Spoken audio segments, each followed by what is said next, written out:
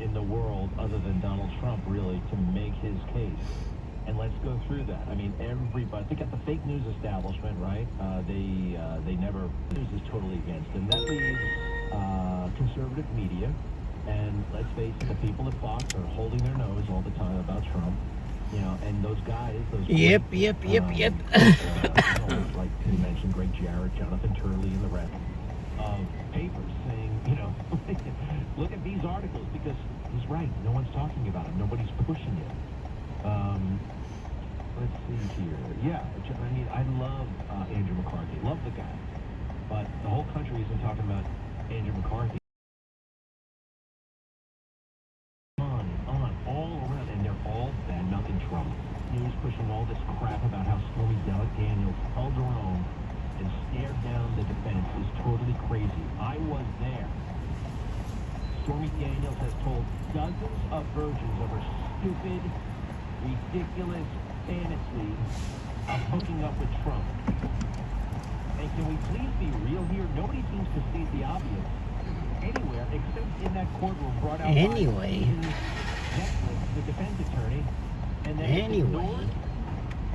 Who is in the building? Is anybody in the building? We have to state the obvious here. Any Stormy Daniels representative? has a financial and political motivation in telling this fake story. She hates Trump. She's gotten a million new friends and millions of dollars from this stupid story that has so many holes you could drive a fleet of aircraft carriers through it. Hey everyone, it's Ted from Consumer Cellular, the guy in the orange sweater, and this is your wake-up call. If you're paying too much for wireless service, you don't have to keep having that nitrogen. Consumer Cellular has the same fast, reliable coverage as some leading carriers for less. And for a limited time, new customers receive their second month free when they sign up and use promo code MUST3 by May 31st. Hush money. More than that, Is any hush money in the building? call 1-888-3. No hush money. Where's my hush money? Where is my hush money? But they can also do damage to your car. Keep that from happening with 303 Protectant. 303 Protectant keeps the sun's harmful rays from causing No hush money for me? rubber, plastic, or vinyl surfaces. From the dashboard to the tires, 303 Protectant keeps your car looking new longer. Get 303 Protectant today at O'Reilly Auto Parts. Visit 303radio.com for more information.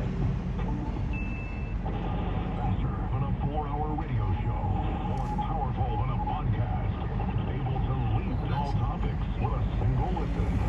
Open your feed. The blog is a podcast. No, it's the 77 WABC minicast.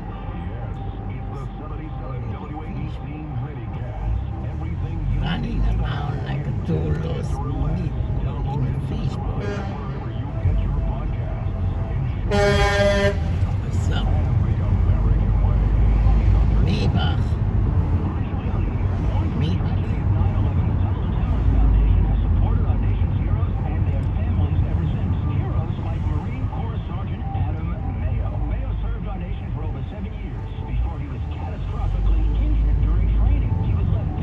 Running around like a two lost ball in a fish bowl.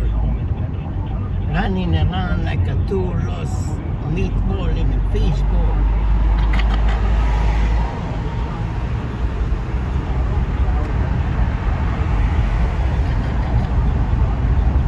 Running around like a two lost ball in two lost ball.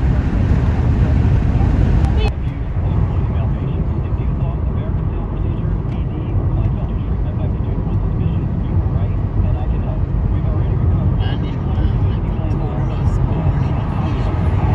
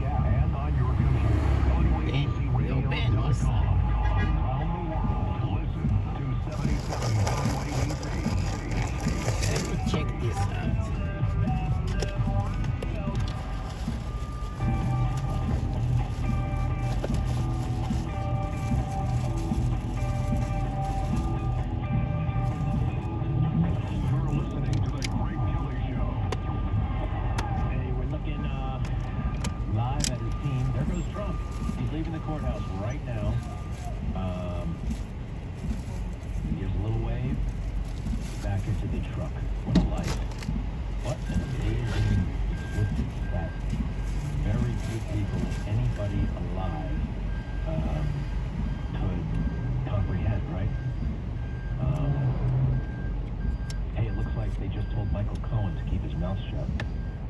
The judge directed Cohen to be quiet. Finally, I mean, it's a little bit too late for that, so he's going to take the weekend off. Cohen is supposed to testify on Monday. Trump also caught Biden in a bunch of lies about the economy and other stuff.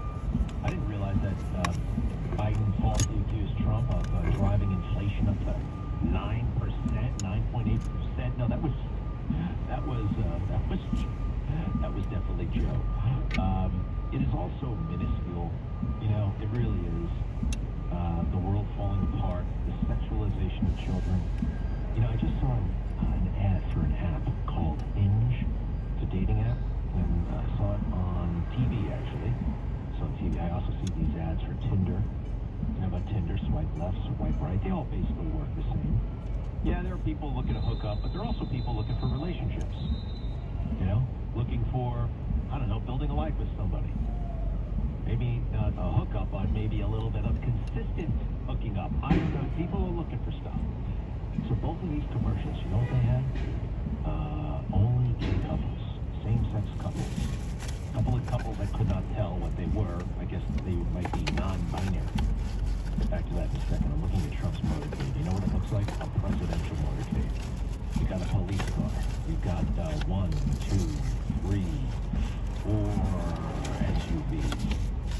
Followed by that big black ambulance-looking thing, which who knows what kind of people get to.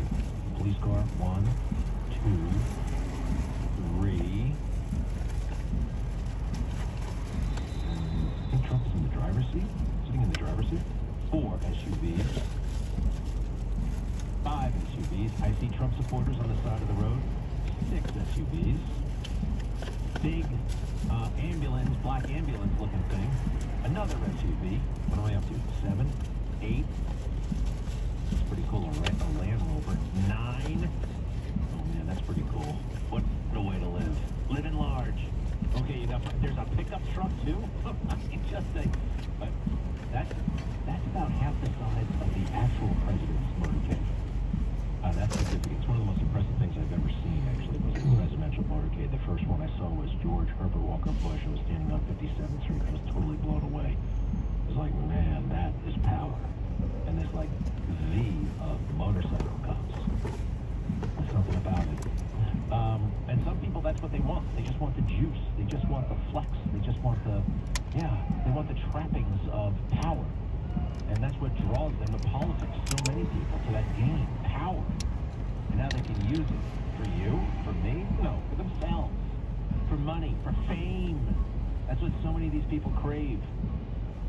Especially those who go into politics in their 20s, like Joe Biden, like Paul Ryan. Anyway, same-sex couples in all the dating apps. Now I get it, okay, LGBTQ, right? No, I'm not discriminating against anybody, but that's really kind of in your face, promoting the same-sex lifestyle. Now why would they be doing that? I mean, other than, you know, anything LGBTQ must be great, right? LGBT queer, as I like to call it. Why would they be doing that? What's the deeper reason other than, aren't we sophisticated, gay, we're gay, we make everything gay? Why would they do that? You know what the globalists are up to, right? Soros and the rest, you know what they want to do? They want to reduce the world's population. They want it smaller and smaller for a couple of reasons.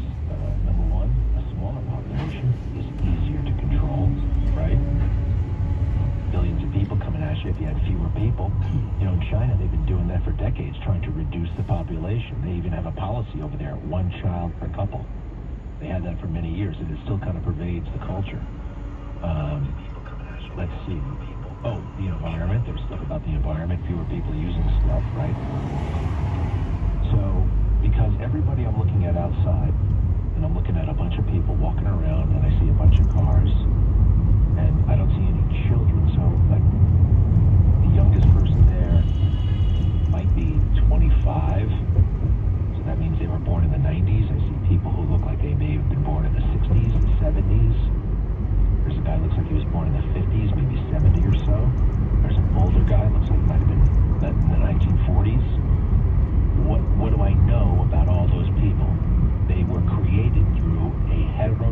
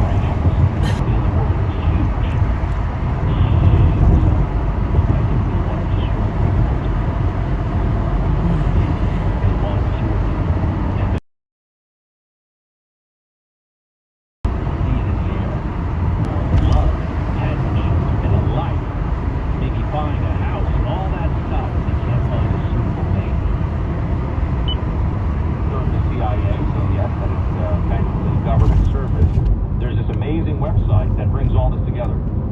Public service, get it. You set us up, Zach. It's been stuck in my head all morning. I know, I heard it. Yeah. So the Youth Squad is a group that sent us their song last year. I think it was like a few dozen people. They sent us a video too. It's a few dozen people in a reverby room. We're talking about old music, right? Before they could record stuff, it was about coming together and just playing together. And that's what the spirit of this song is really about. And so I love that for them and for us because we get to hear it. And I also, well, we'll talk about it after that. Well, let's listen. Here's Crazy Words, Crazy Tune.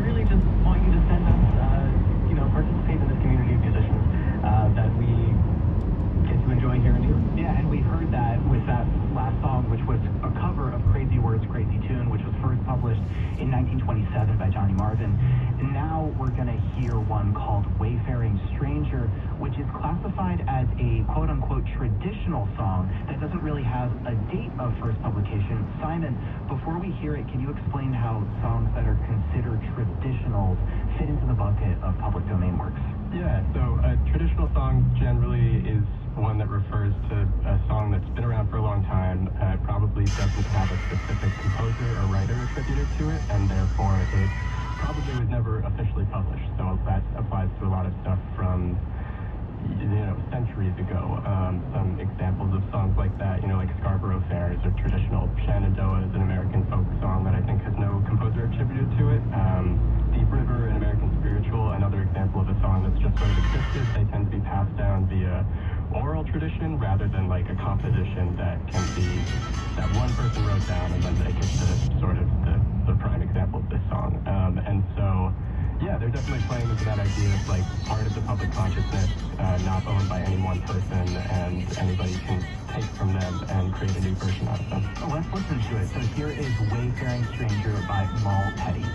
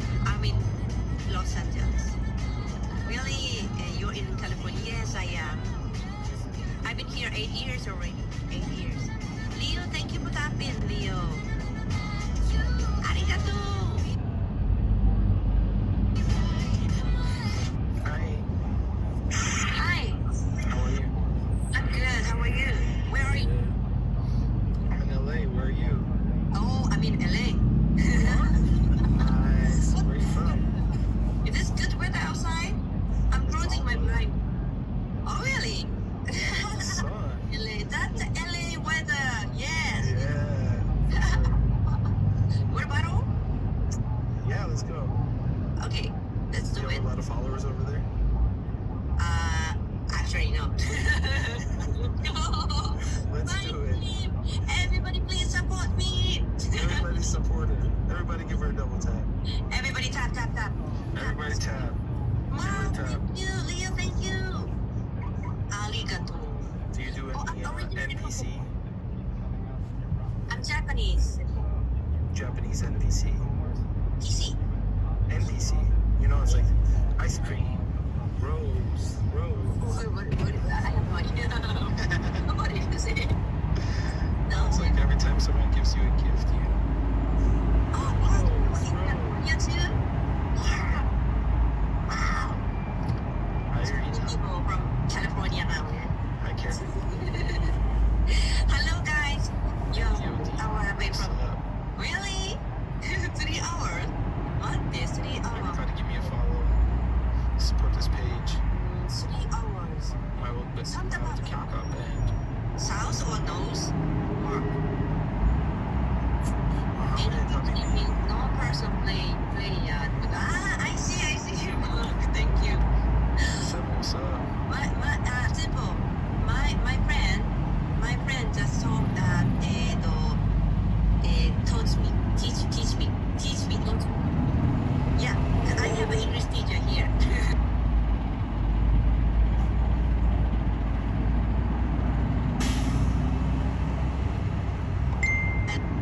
From you. You have the opportunity to get this incredible item for the low price. This keyless answer. This keyless answer is giving a lot of amazing things. You just need to scan and you can open. Oh, and you can have unlimited cameras for $9.99 a month, which was still way cheaper. My unlimited on another plan was $20. But it's optional. You don't have to have. A lot of people don't get the.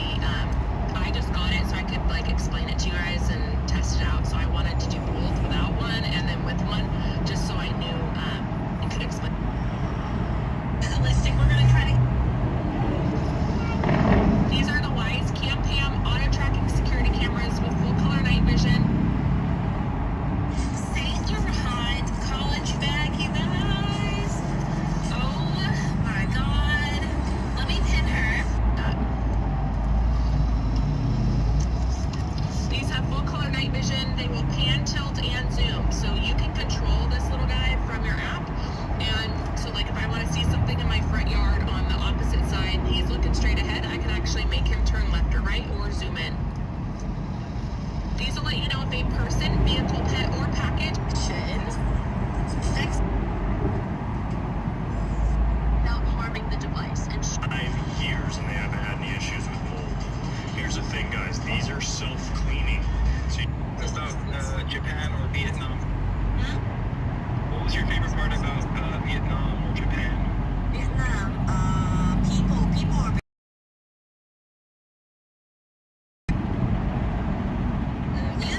Asian people are very, not open mind like Western people, but Vietnamese people. shopping on this platform, you will enjoy the price. sweet. And everything very cheap. If the guy is straight up, that's for you. How are you?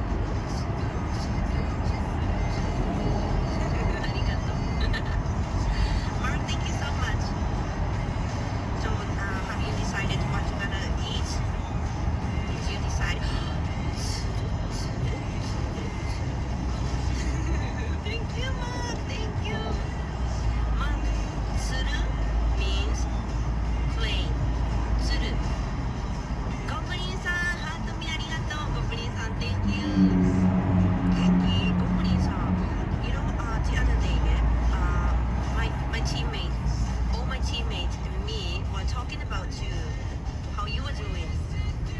最近、相変わらず忙しい。My friend Goblin, he is American, but he can speak Japanese well. And he's writing Japanese too, see? Super. 元気？忙しかったの？仕事。You've been busy for work? ありがとうね、つる。マーク、つる。つる。TSURU。つる。Thank you for the つる。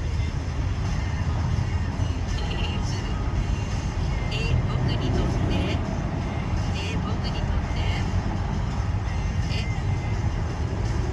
って、そう、みんなで、ゴブリンさん、元気にしてるのかなって、最近食ってないねって言ってた。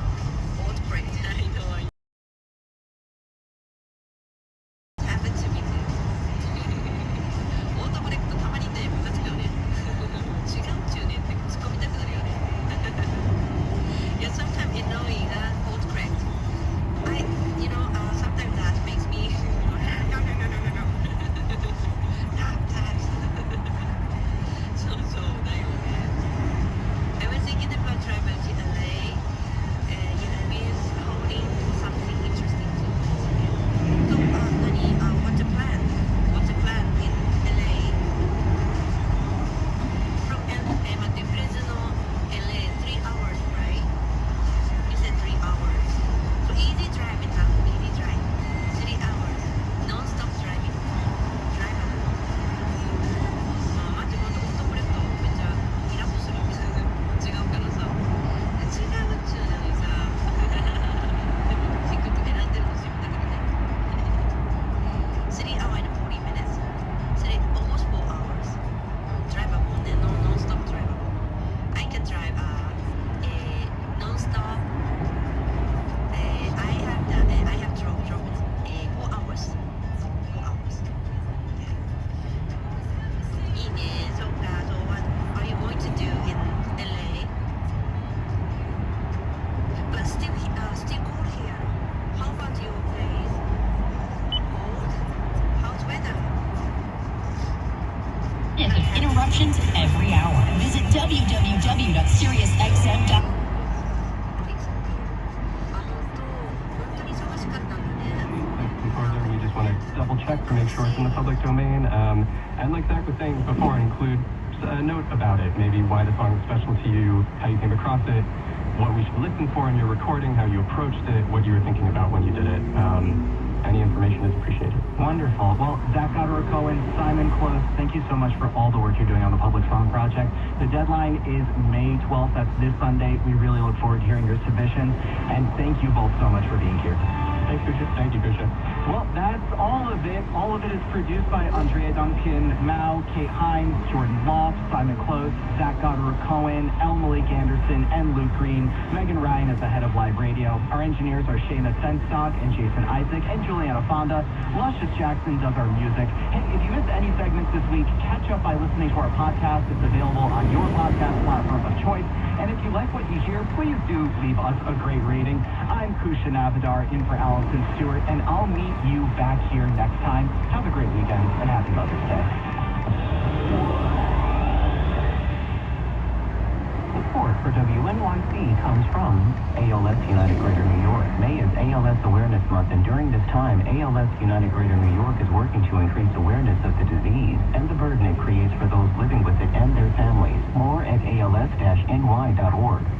Maintaining WNYC's strong newsroom, helping NPR cover 2 ongoing wars and a high-stakes presidential election.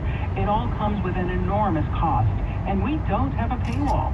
We can't raise the price of WNYC because there is no price for WNYC. That's why we're asking you to be one of 10,000 listeners who donate by May 23rd. Please help get the Spring Pledge Drive off to a strong start by giving right now at WNYC.org.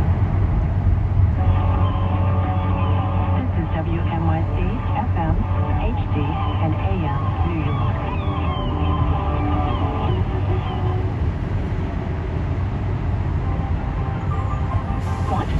like to live with lions or track bears through the mountains? I'm Sophie Bushwick, and this is Science Driving.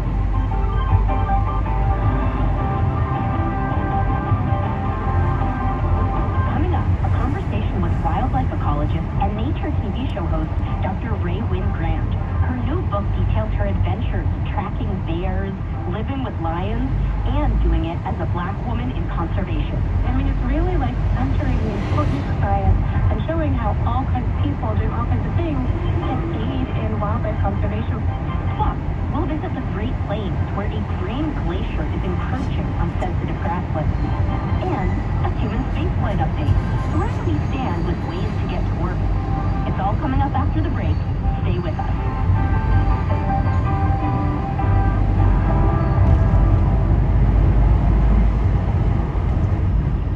Live from NPR News in Washington, I'm Lakshmi Singh. Former President Donald Trump's criminal trial several key witnesses this week. Adult film star Stormy Daniels testified, so did former Trump employees and phone data experts. NPR's Jimena Bustillo has details. Daniels testified to an alleged encounter with Trump in 2006. That is the basis for a settlement payment from Trump's lawyer. Trump later reimbursed his lawyer Michael Cohen, and those reimbursements are at the center of 34 felony counts of falsified business records. Several former employees of Trump testified to how personal checks resulted from the White House. And other expert witnesses verified text messages and phone call records of others involved in this trial, such as Daniels' agent and an editor at the National Enquirer magazine. Trump has pleaded not guilty to all counts. Still to testify is former Trump fixer Michael Cohen. Jimena Bustillo, NPR News, New York. A federal appeals court has upheld Steve Bannon's criminal conviction. Trump's former advisor was sentenced in the fall of 2022 to 4 months in prison for defying a subpoena from the House panel that was investigating the 2021 attack on the U.S. Capitol. Bannon was allowed to remain free pending an appeal. The federal government is pouring millions of dollars into new efforts to control the spread of bird flu in the nation's dairy cattle. This week, additional cases were detected in dairy herds in Idaho, Michigan, and Colorado. More on this from NPR's Will Stone. Over the past month, federal agencies have faced criticism for not being more responsive to the outbreak. The new funds will go toward a number of initiatives. Dairy farmers will get a few $1,000s for providing protective equipment and having their workers participate in medical studies. They will be reimbursed for veterinary costs, and there may also be compensation for losses in milk production. Health officials have said farmers are sometimes reluctant to work with public health authorities on the outbreak. In addition, there will be just over $100 million for improving surveillance, testing, and other biosecurity measures. Will Stone, NPR News. Ascension, one of the largest health systems in the United States, is responding to a cyber attack this week that diverted ambulances and caused patients to miss their medical appointments. People were also unable to access their records online. I don't even mind. I'm going to say to Judge Juan Marchand, Juan Cucaracha, I'm going to say, listen, let's do cameras. Bring one official guy and bring in one of the cops, the bailiff. The bailiff can take the photos because he's a big guy, strong guy, tears in his eyes. He costs us some gas, but that's another issue. Let him take the photos because I'm far better looking than any of these horrible courtroom sketch artists make me out to be. They're all leftists, all these artists.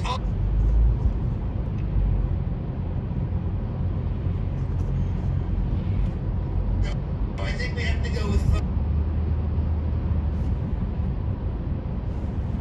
photos, and I think I photograph very well. They'll never get me on books, that's for sure. But you guys have been absolutely incredible. We have one to go out on. Let's see. Okay, Mr. Robbie asked this question probably like 6 times, so we'll ask it. We have to 6 times. That's very persistent. I like that. Yeah, so this is urgent that you answer this. Mr. Robbie says, question in all caps.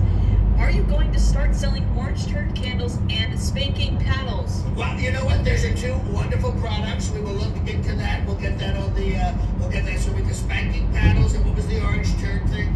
Orange turd candles. Orange turd candles. We can do that, but also don't forget, I will make these.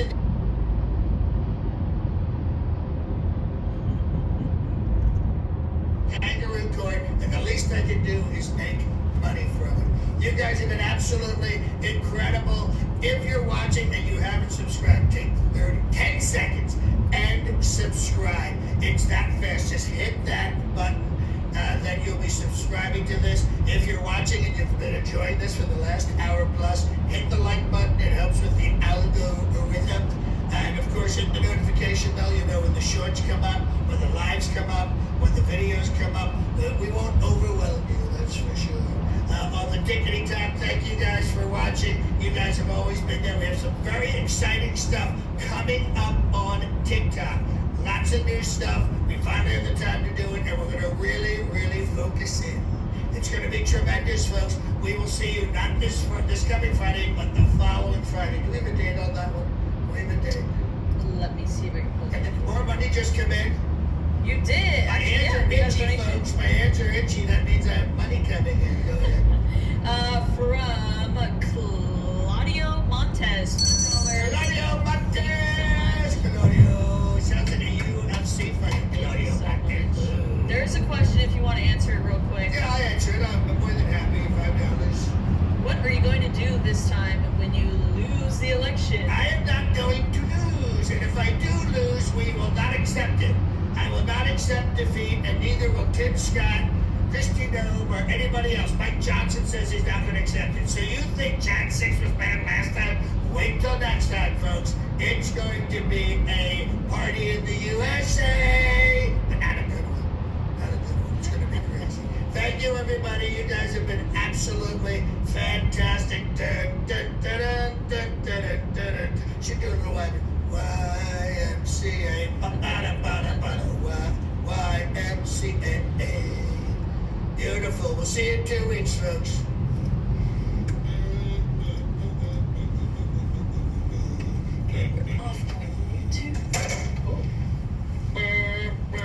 Bye, TikTok. Make sure to Bye, TikTok. follow. Love you guys. Absolutely incredible.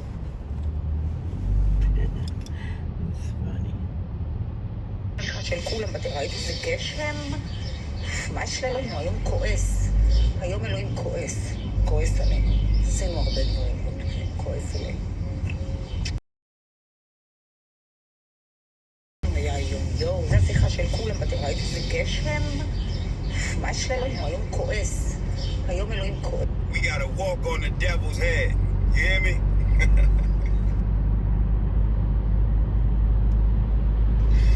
Yeah, we're gonna put our shoes on and walk on the devil's head. That's a fact. We're gonna put our shoes on and walk on the head of the devil. That's a fact. We're gonna walk on the head of the devil. That's a fact. God bless the people of God that stand on the truth. Hey, let me say this to you, right? Hold on one second. Live different. You said that he's proving Allah isn't God. He's a Christian, a Yeshua believer, is what you said, right? Let me say this to you and tell you, and nobody else is going to tell you, because I know that you're not going to hear this on nobody else's live, right? You're not going to hear this on anybody else's live, so let me tell it to you, right? Anyone who curses the name of God, no matter what language the name of God is in, anyone who curses the name of God is a blasphemer, and shall burn in the hellfire, okay? Don't try to sugarcoat what he did because he used the name Allah. That doesn't negate the fact that if you look up Jesus's language, the language of Jesus was Aramaic. And if you look up the name God in Aramaic, it will say Allah, all right? So because he tries to use the name Allah to cover for his hatefulness and his blasphemous ways, don't try to sugarcoat it, all right? Whether he claims to believe in Yeshua is irrelevant because Yeshua believed in the Father. Yeshua called on the Father. This dummy, this lollipop here will burn in the fire as a blasphemer for blaspheming the name of God. God has many names in many languages, and anyone who blasphemes the name of God shall burn in the fire. Hallelujah. Hallelujah, exactly.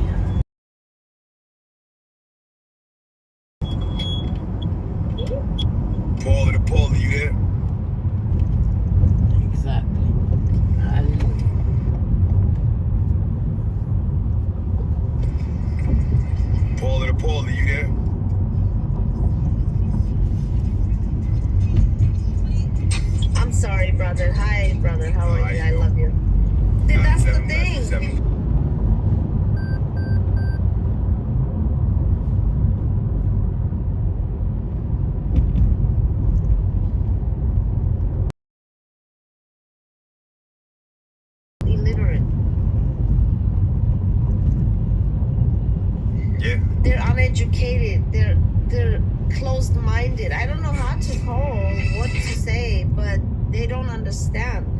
And the same as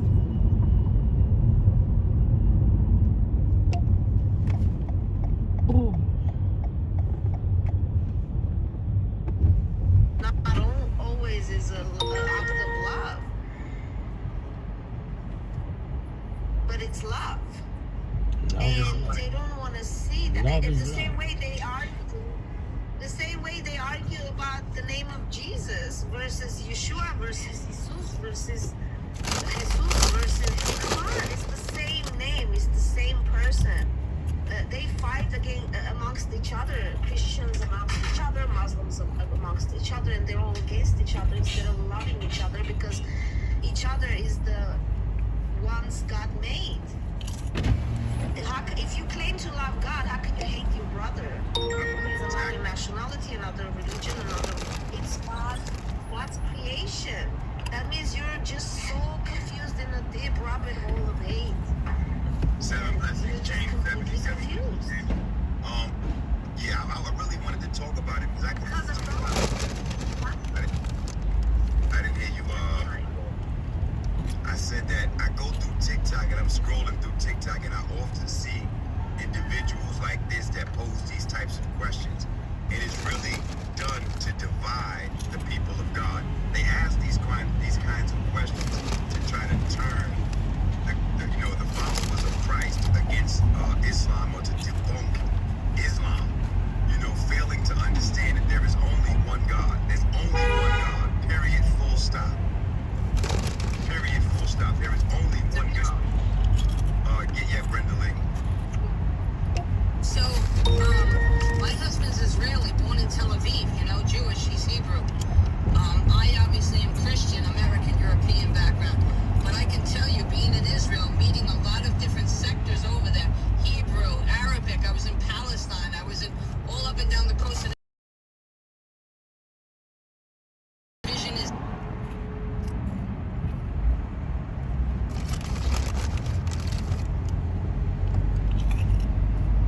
sisters, you know what I mean? They're cousins, their aunts, their uncles. These are all relatives over here.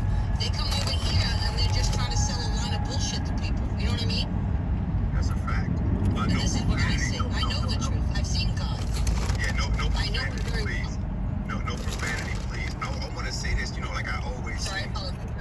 It's all good. I always say that. I speak of God and I curse.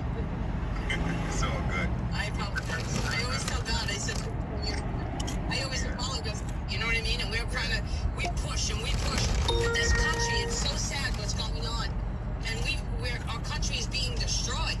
And they're letting 11 to 40 million illegals in this country and taking everything away from the American people. And the culture that we know as a people. You know what I mean? All religions. And it's sad. They're trying to dominate. And it's really sad. It's very sad. And it's very upsetting. You know what I mean? And when you speak of God, you speak of religion, you're called racist. You know what I mean? It's disgusting. We have no rights anymore. They try to take our rights away. They take our families away, our religion away. But we really believe what God wants for all of us. This is what this country was built on. It was built on principles of God, Christian principles. You know what I mean? Not that anyone is any better than the other, but I know every aspect of religion. I don't know the Bible that well. I've studied, but that was years ago.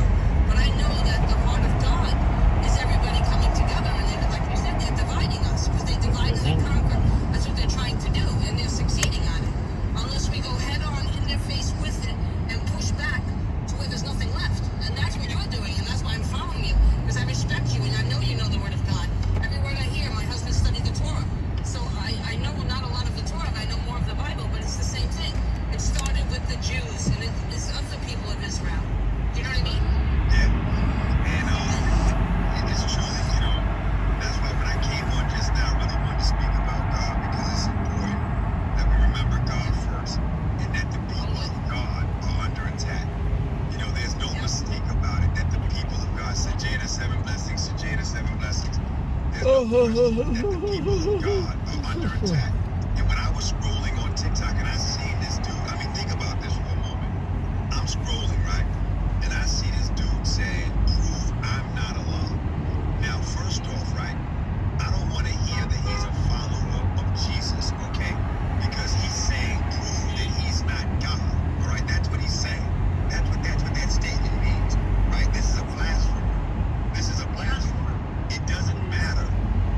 It doesn't. That he's a follower, that he claims to be a follower of Christ, or whatever religion he is, anyone who says that they are God is of the devil.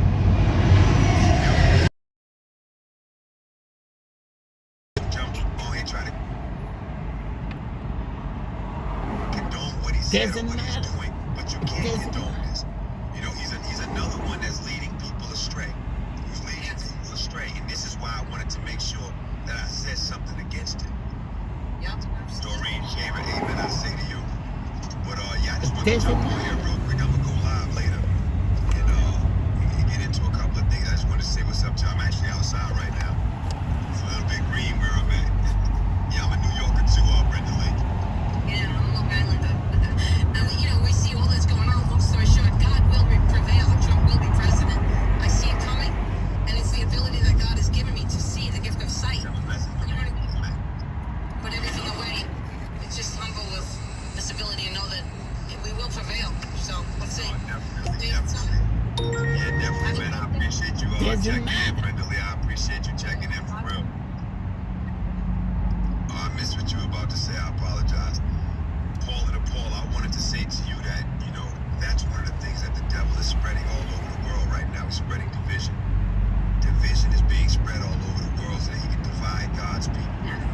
And when you see these people on TikTok, they come on TikTok and try to debunk, as they say, debunk Islam or debunk Christianity or debunk Jesus or debunk this. They're attacking God. They're attacking the word of God. And that's what it is. We have to stand against it. You know, we definitely have to stand against it. My wonderful prophet. You know who you are, my wonderful prophet. Remember what is written in the Bible, my love. Remember what is written. That they will stand and try to fight, make war against God. Remember what is written in the Bible? Those days, those are the signs. That proves God's word is true. Because it says, who in the right mind will fight God? Who will make war against God? This is war against God. This is the beginning. This is the signs that they're so delusional. They're just gone, unfortunately. Definitely. But we pray for their souls too. We pray for every soul in the world. This war is against principalities and we will win. I don't want to say that me personally, and I don't encourage my followers to pray for every soul. We pray that every soul comes back to God, but we know and understand we don't pray for the souls of the devil. We don't pray for the souls of the devil worshipers or the witches. Take it back from the devil and serve God. Yes, that's what I'm talking about. That's a fact. That's why Jesus said, pray for your enemies. Enemies, literally. The devil is an enemy. That's a fact. The person, enemy. Woman,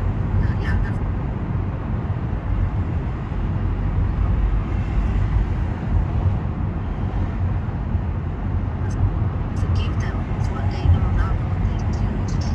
You know what I mean? But I also remember, Paula, that Jesus at the Last Supper specifically said that the one who doesn't have a sword, let him sell his coat and get one. That's what he said. Yes. Yes. You know, so the people of God have to be on notice that this is a season of works. We're living in a season of works. And the works. And remember, I'm sorry, go ahead. I thought you were outside. The works. The good works must outweigh the bad works every day. You know, a lot of times people talk about grace. They talk about grace and salvation. You hear a lot of people say, oh man, I've got grace and salvation. But what they fail to understand, and what the preachers and these reverends and priests are failing to tell the people, is that grace and salvation was not given to you forever. You know, everything comes in a season. Just as Moses brought the law for a season, just like Jesus brought the gospel, and Muhammad brought the Holy Quran. But my God is the maker of all three. Because remember, God promised Abraham that he would make Abraham a great nation. And so that's our job. The only way for Abraham to be a great nation is for all the sons and daughters of Abraham to be united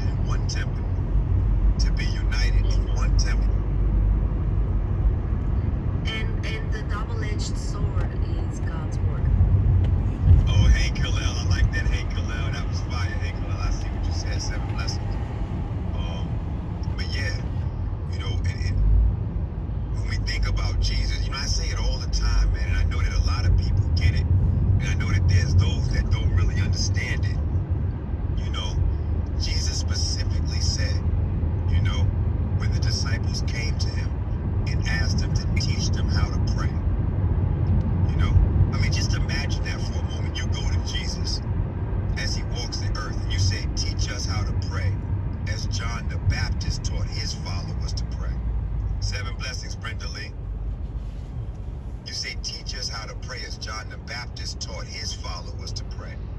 And Jesus replies to them and says, "Our Father who art in heaven, hallowed be your name. For your kingdom to come, your will must be done on earth as it is in heaven." You know, when you think about that, right?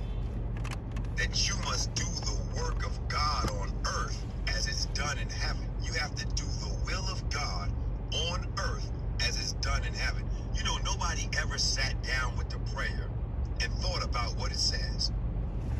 It says, "Our Father," amen, I say to you, Eli, "who art in heaven, hallowed be your name." Jesus didn't say his name was hallowed. He said, "Hallowed be the name of the Father." He said, "For your kingdom to come, your will must be done on earth as it is in heaven."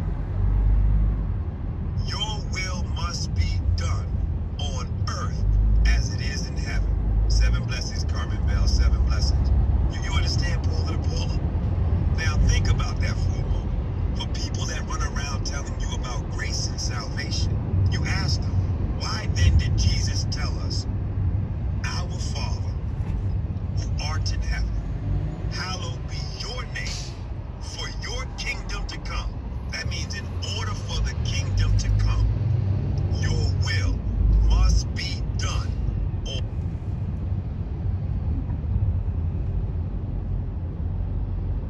in salvation. That ain't what Jesus said. So if you're not doing the will of the Father, that's right, little dog sport. I seen you. As is above, so is below. Exactly. As is above, so is below. How do we know this to be true? Because Jesus told it to you again. What did Jesus tell Peter? He said, "On Peter I will build my church. That which you bind in the heavens shall be bound on earth, and that which you bind on earth shall be bound in the heavens." The same thing he told you in the prayer. "Our Father who art in heaven, hallowed be your name. For your kingdom to come, your will must be done on earth as it is in heaven." So if you're not doing the will of the Father... ねえねえ、ちょっともう一つ聞いていいですか、岩地さん。すいません、聞いちゃって。岩地さん、フォロワーすごくめっちゃ多いじゃないですか。The mounting bracket is up. Oh, sorry, y'all moved the camera. Black screen where it gives suggestions.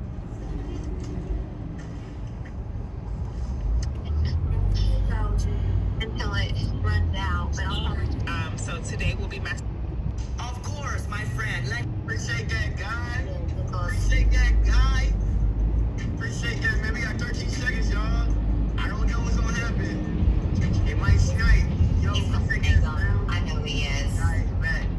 I don't think he is. He be chilling. Told you we good. See? Kept your streak. Appreciate that, fam. Appreciate that. So Nalene, Claudia.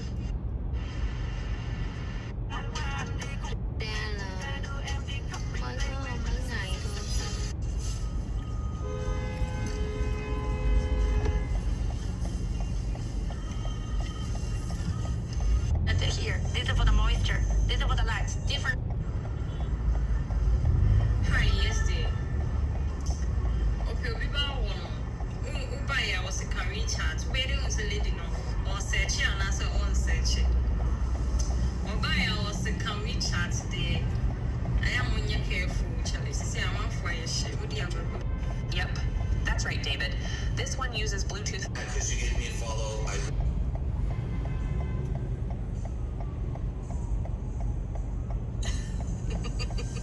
As long as I'm flawed and I escape that the camera's tiny hearting.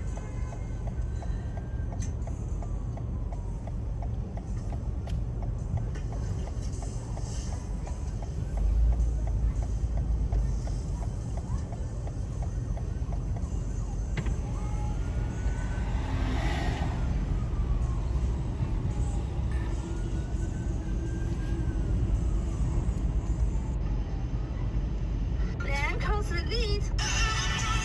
Inside. This stamp you put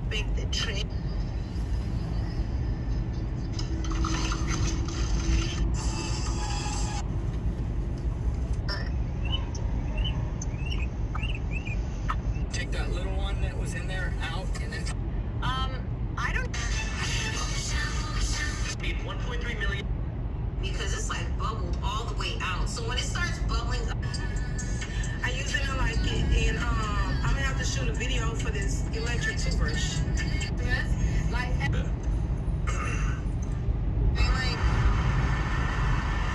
Life and eliminate the hassle of kids.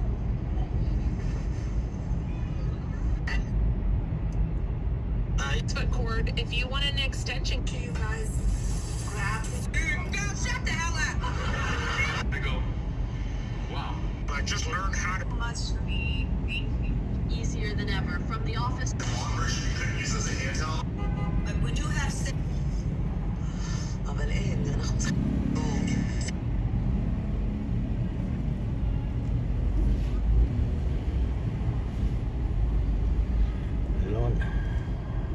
אלונה, מה קורה?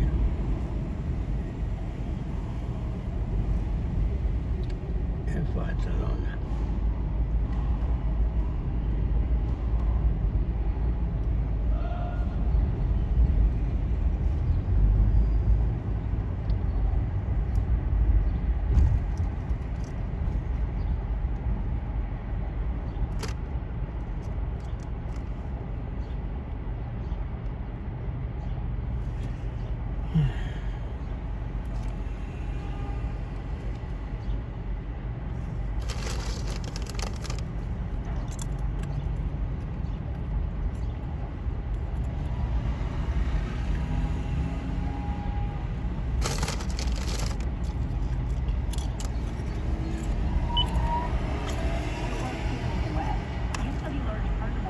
A lot of your work has been on black bears.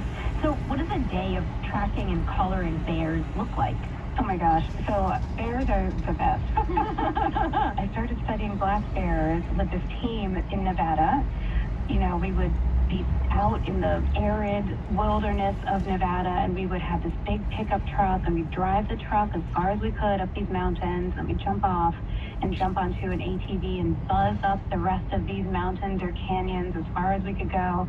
Then we'd jump off the ATV and hike into these very wild areas to set camera traps to see if we could find bears.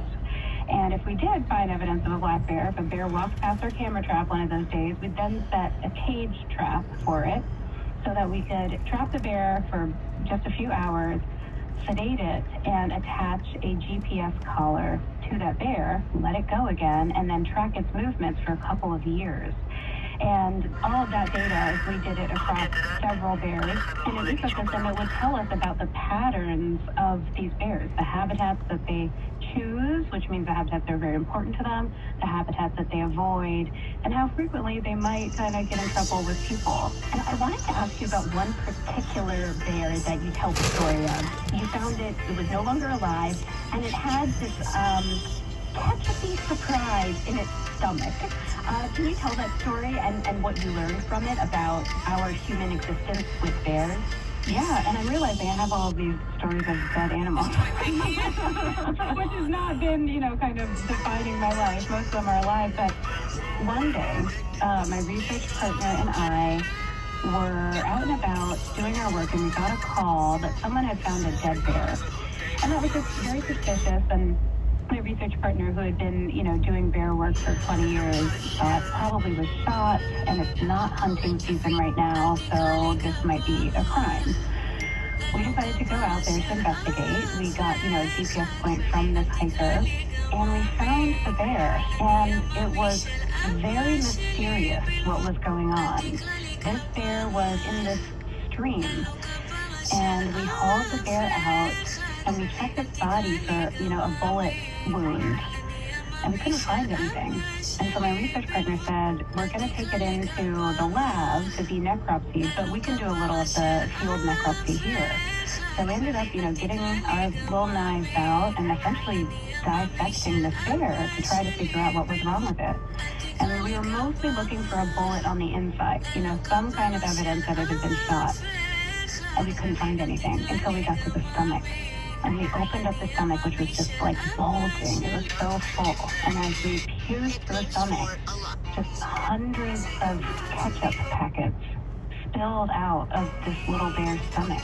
Like the little packets you get for free at the restaurant? The little aluminum packets that you get at any, fast food restaurant. Wow. And we realized this bear that was, fairly young had traveled close enough to a town, gotten into a dumpster that was not locked up properly, probably pierced through one ketchup packet and said, oh, this is delicious. Ate so many of them, hundreds of them. Went back, into the forest, probably found this little stream to get some water, being so uncomfortable, and eventually died from the blockage in its system. And it was a tragic story. I sometimes even cry when I just recount it. And it made me feel furious because as triumphant as bear conservation has been in the United States, there are these human-caused problems that just constantly show up, and it's so unfair to these animals. So in some ways it reinvigorated me, in the conservation space, that we have so much human education to do, but it also reminded me of these very, very nuanced ways that we're impacting wildlife everywhere. This is Science Friday from WNYC Studios. I'm talking with wildlife ecologist Dr. Rae Wynn Grant about her new memoir. You are now a nature TV host yourself. You co-host Mutual of Omaha's Wild Kingdom, Protecting the Wild. Congratulations. Oh, thank you. Thank you. It is so awesome and also completely surreal. Even when I wrote my memoir, I wrote all about my dream to host a nature show and where that came from, and I, turned in my book. And a couple of months later, I got the call from Wild Kingdom that they were revamping the show. They were bringing it back to NBC on Saturday mornings, where it debuted 60 plus years ago. And they asked if I'd be interested in hosting. And I called my editor for my book and said, you will never believe this. That thing that I wrote about throughout every chapter of my book is actually finally happening. And I, spoiler, there is now an epilogue in my book where I talk about getting that call and how this new chapter of my life is unfolding. That must have been particularly sweet because you say there was a point where you were explicitly told by TV folks that, no, you can't host a show, right? That's right. I didn't just hold this desire in my heart, and kind of stay quiet about it. Once I emerged from graduate school, having lived around the world, studied wild animals for, decades, just really gotten all the chops, I started, trying to shoot my shot, and I pitched myself. The furthest I ever got, I was speaking to a real executive at a network. And this man said to me, hey, you are the real deal. You're so impressive. It's pretty amazing. But you'll never host a nature show. You're not a white guy with a beard. Just look around. Those are the only people who host shows. That's what America wants to see, and you'll never have it. So I suggest you give up. Do you have any advice for other people who've been made to feel like nature and conservation or being a TV host just isn't for them? Yeah, it's a lie. But I would also say, when it comes to a job or a career that you really want that maybe you've been told isn't for you, I have to say, push on, but also really, really make sure that your mental health comes first. Your self-worth, your dignity, you don't need to beg for a job. And sometimes there are real barriers that you need society to break for you. I don't think that I'm the first Black woman to host a wildlife show on network TV because Black women have never wanted to do that until now. I think that there are real societal barriers that have just now changed. And then when it comes to nature and the outdoors, again, society needs to step up and make this change. There's been so much violence, genocide, just absolute horror that have taken place in American nature spaces. Even our national park system was largely based on the removal of people from those lands. So there are historic reasons why some people, mostly people of color or from other target groups, have been excluded from nature conversations, the conservation movement. But that's changing. And I think that having representation on TV is one way to make that change, but there are movements being led by all different intersectional groups, and it gives me so much hope for the future. Thank you so much for joining me. Thank you so much for having me. This was awesome. Dr. Rae Wynn Grant Grant is a wildlife ecologist and co-host of Mutual of Omaha's Wild Kingdom, Protecting the Wild. She's also the author of Wild Life, Finding My Purpose in an Untamed World. To read an excerpt, head to sciencefriday.com/wildlife. After the break, how trees and shrubs are burying prairies in the Midwest. The Stars have dethroned the Knights at 7. Check out the daily discussion on NHL Network Radio, Channel 91 in the car, and on the all-new Sirius XM app. To hear the Stanley Cup Finals on Sirius XM, activate your radio now. Call 844-711-8800 or go to SiriusXM.com/go. You deserve the best. With the SiriusXM Platinum VIP plan, you can unlock the ultimate listening experience in up to 2 cars and stream anywhere with 2 app logins. Enjoy our greatest content, opportunities for live VIP experiences, and prioritize customer care. Plus, get access to over 5,000 audio and video concert recordings through nugs.net. Call 844-711-8800 and become a VIP. Offer details apply. Not available in Canada. Move to 3 decades of undeniable rhythm from a salsa icon. Mark Anthony's Women's Radio. Essential hits, timeless influences, and personal stories from a star known for conquering the big stage and the big screen. Mark Anthony's Women's Radio. A limited run channel now on Channel 107 and in the SiriusXM app. Get the SiriusXM app and listen on your phone when you get out of the car. Anywhere you take your phone, you can take Howard Stern, NFL Radio, and commercial-free music channels from nearly every genre. Channels vary by subscription plan. You never have to miss your favorite SiriusXM programs or commercial-free music. Find the SiriusXM app in the App Store or call 844-711-8800 or visit SiriusXM.com/app to find out more. Raw comedy. This is going to get canceled. SiriusXM Channel 99. Get closer to today's hottest stand-up. We're getting it deep. Comedians like Mark Norman, Rosebud Baker, Matt Wright, Michelle Wolf, Shane Gillis, Jessica Gerson, and, you know, more. Yeah, it's not too bad. Raw and uncensored. To hear raw comedy, activate your radio by calling 844-711-8800 or visit SiriusXM.com/go. You deserve the best.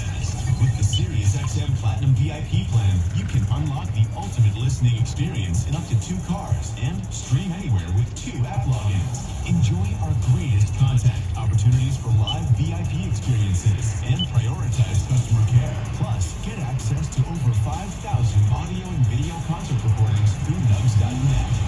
Call 844-711-8800 and become a VIP. Offer details apply. Not available in Canada. Visit SiriusXM.com/go to quickly sign up online and activate your radio. Sometimes there aren't enough hours in the day, and sometimes there are way too many. So why not fill them with SiriusXM? Think about it. You can wake up with Howard Stern in the morning, let commercial-free music get you through the daily grind, and then wrap it up with news, talk, and comedy on the way home. All you've got to do is visit SiriusXM.com/go to sign up online quickly, or call 844-711-8800 now. And if the day doesn't go faster, at least you know it'll sound much better. Channels vary by subscription plan. Let's take Pleasant Street, 30th Road, Queens. Turn right on 30th Road. She's inspired by The Queen, y'all, Aretha Franklin, also my biggest influence vocally. her own award-winning catalog. What doesn't kill you makes you strong. That's what you're gonna get here. So you're welcome in advance. My SiriusXM channel. To hear the Kelly Clarkson Connection, activate your radio by calling 844-711-8800 or visiting SiriusXM.com/go. Did you know SiriusXM has over 100 extra channels on the SiriusXM app, filled with ad-free music made for everything you You've do? arrived at your destination. Workout channels, channels for parties, or just chilling out and more. Expertly curated for any mood, occasion, or activity. Extra channels let you discover new music and enjoy the entire variety from every decade and music style you love. Plus, you can watch some of your favorite SiriusXM shows with SiriusXM Video. And you can do it all along with listening in your car as part of our music and entertainment plan. Right now, we're offering SiriusXM subscription plans for as low as $6 a month, plus fees and taxes. Call 844-711-8800 to find out more about these amazing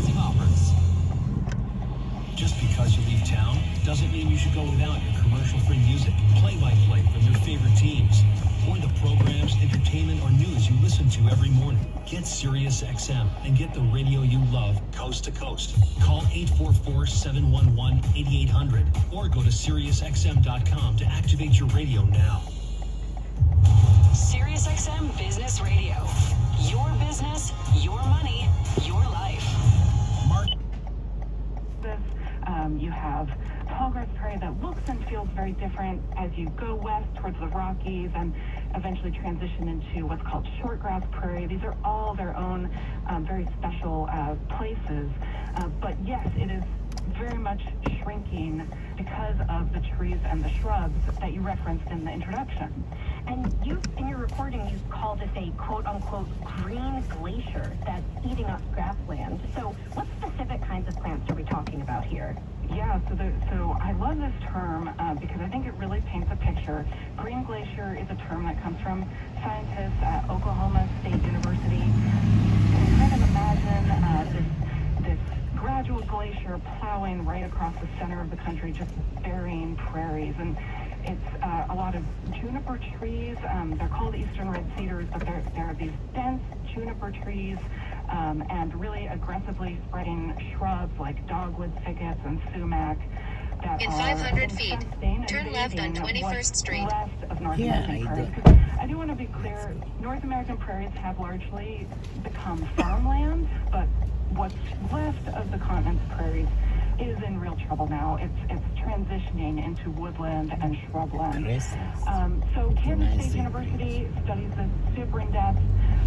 So I went to one of their grassland ecologists. In 400 feet, turn left on 21st Street. This is what he had to say.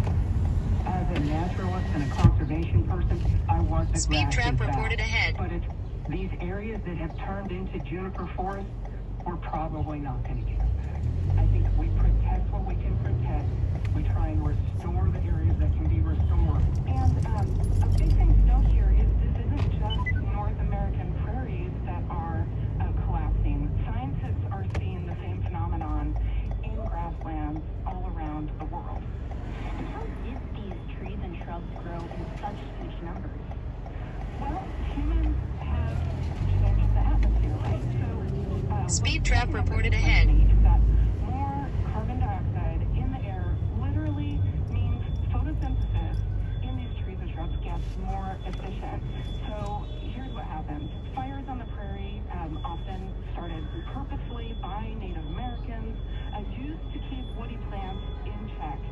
But now, trees and shrubs can grow taller in a single year than they could when there was less CO2 in the air. So you have, dogwood thickets and things growing taller faster. They shade out all the grass around them. And when they do that, they protect themselves against fire. So the next time a fire comes through, basically they've removed the grass around them that catches fire so easily so that they can survive better and keep growing taller and taking over the prairie. And what are the consequences of that happening, of this takeover where grasslands are lost to trees and shrubs? Yeah, for ranchers, this is a matter of their livelihood. As grassland gives way,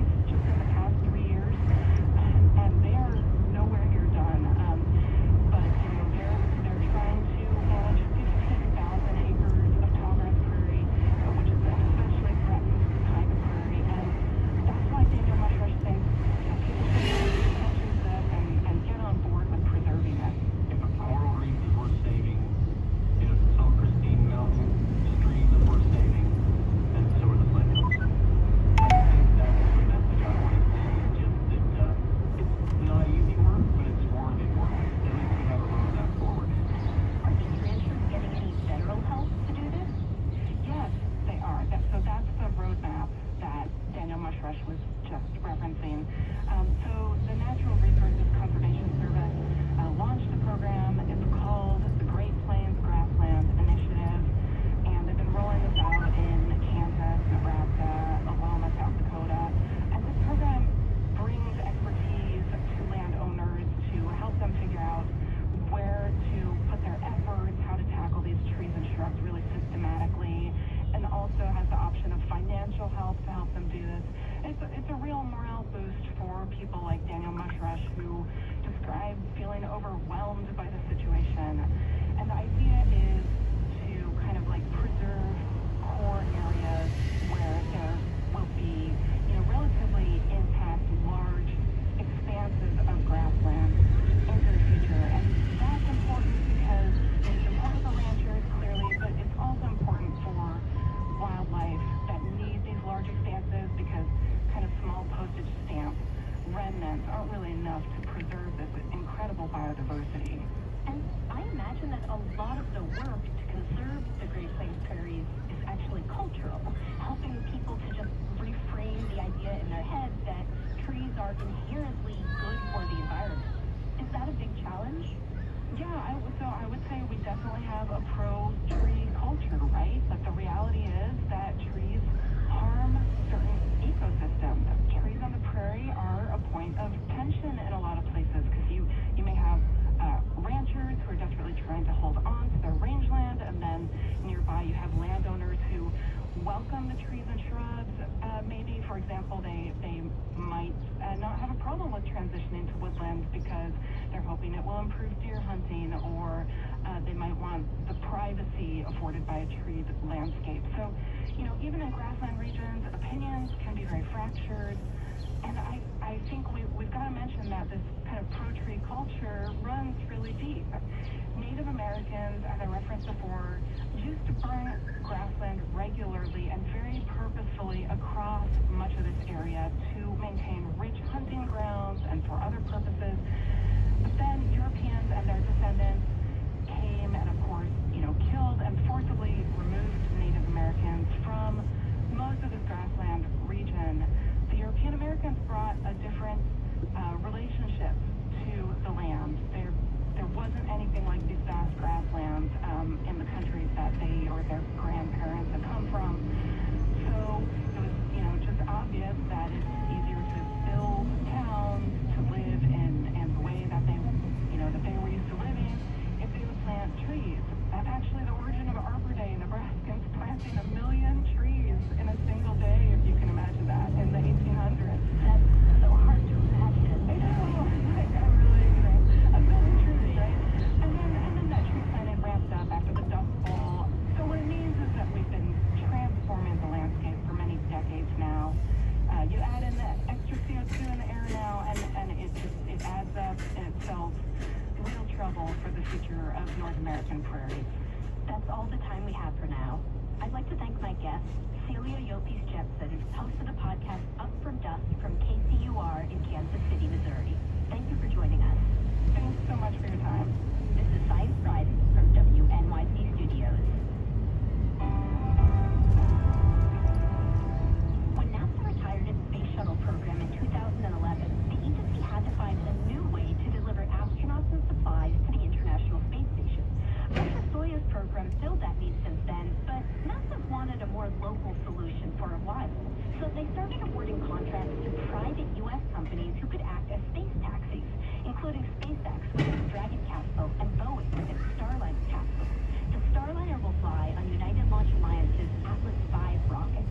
But unlike SpaceX, Boeing has yet to fly humans in its spacecraft, which it plans to do no earlier than next Friday. Here to tell us about Boeing's rocky road to the space station is my guest, Brendan Byrne, Assistant News Director at Central Florida Public Media, where he covers space news. Brendan, welcome to Science Friday. Hey, thanks for having me. And before we get to the recent updates, what is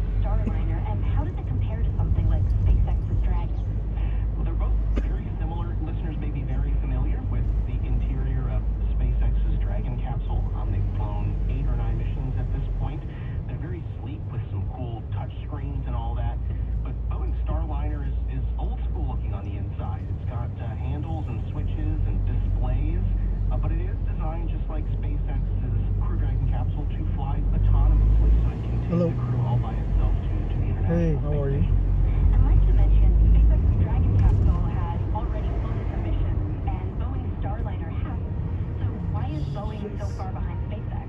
Yes. Yeah.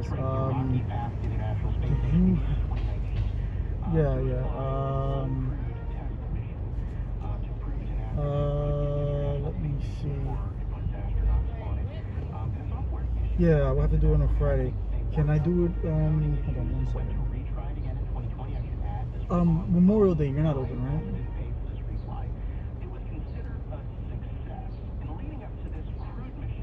Would you be able to check? Because I wouldn't to do it like on a day where I'm not working.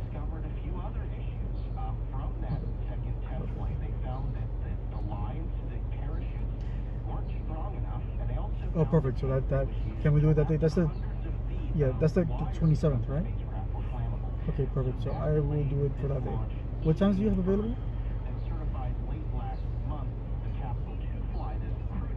Morning. And who is going to be on this crewed mission? 2 seasoned NASA astronauts. You've got Butch Wilmore as the commander, and Sonny Williams is the pilot. They are both Navy test pilots before they became NASA astronauts. They have lived and worked on the International Space Station. I should add they are very, very excited to get back. Butch and Sonny were asked about what they missed the most about being in space, and Butch said it was the food. He can't wait to get back to the International Space Station. That's not what I expected to hear. Oh, that's fine. That works. Yep.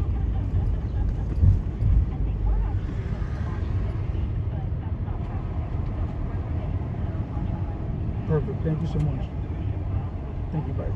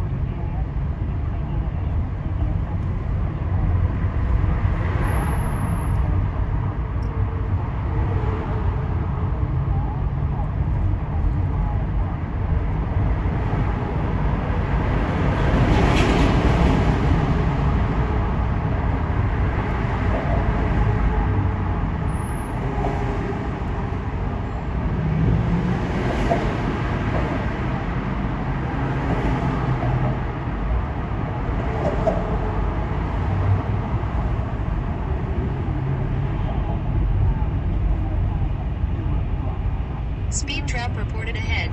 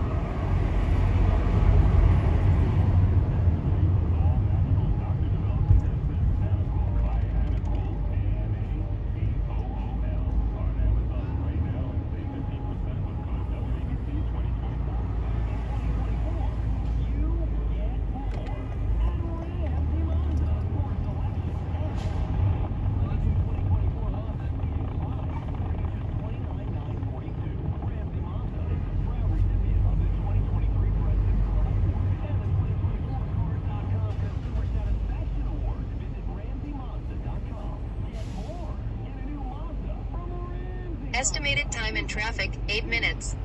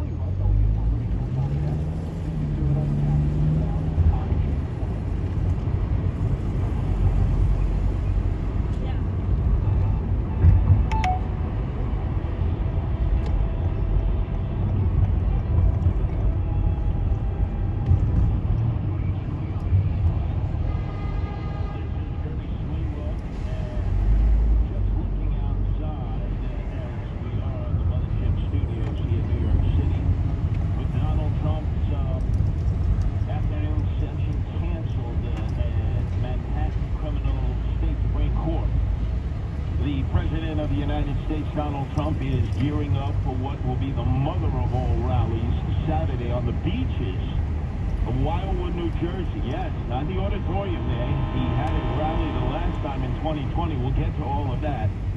But people are coming from all over the tri-state area and beyond to see President Trump meet his supporters and speak about some of what's been happening in court this past week. I guess we can call it the week of Stormy Daniels.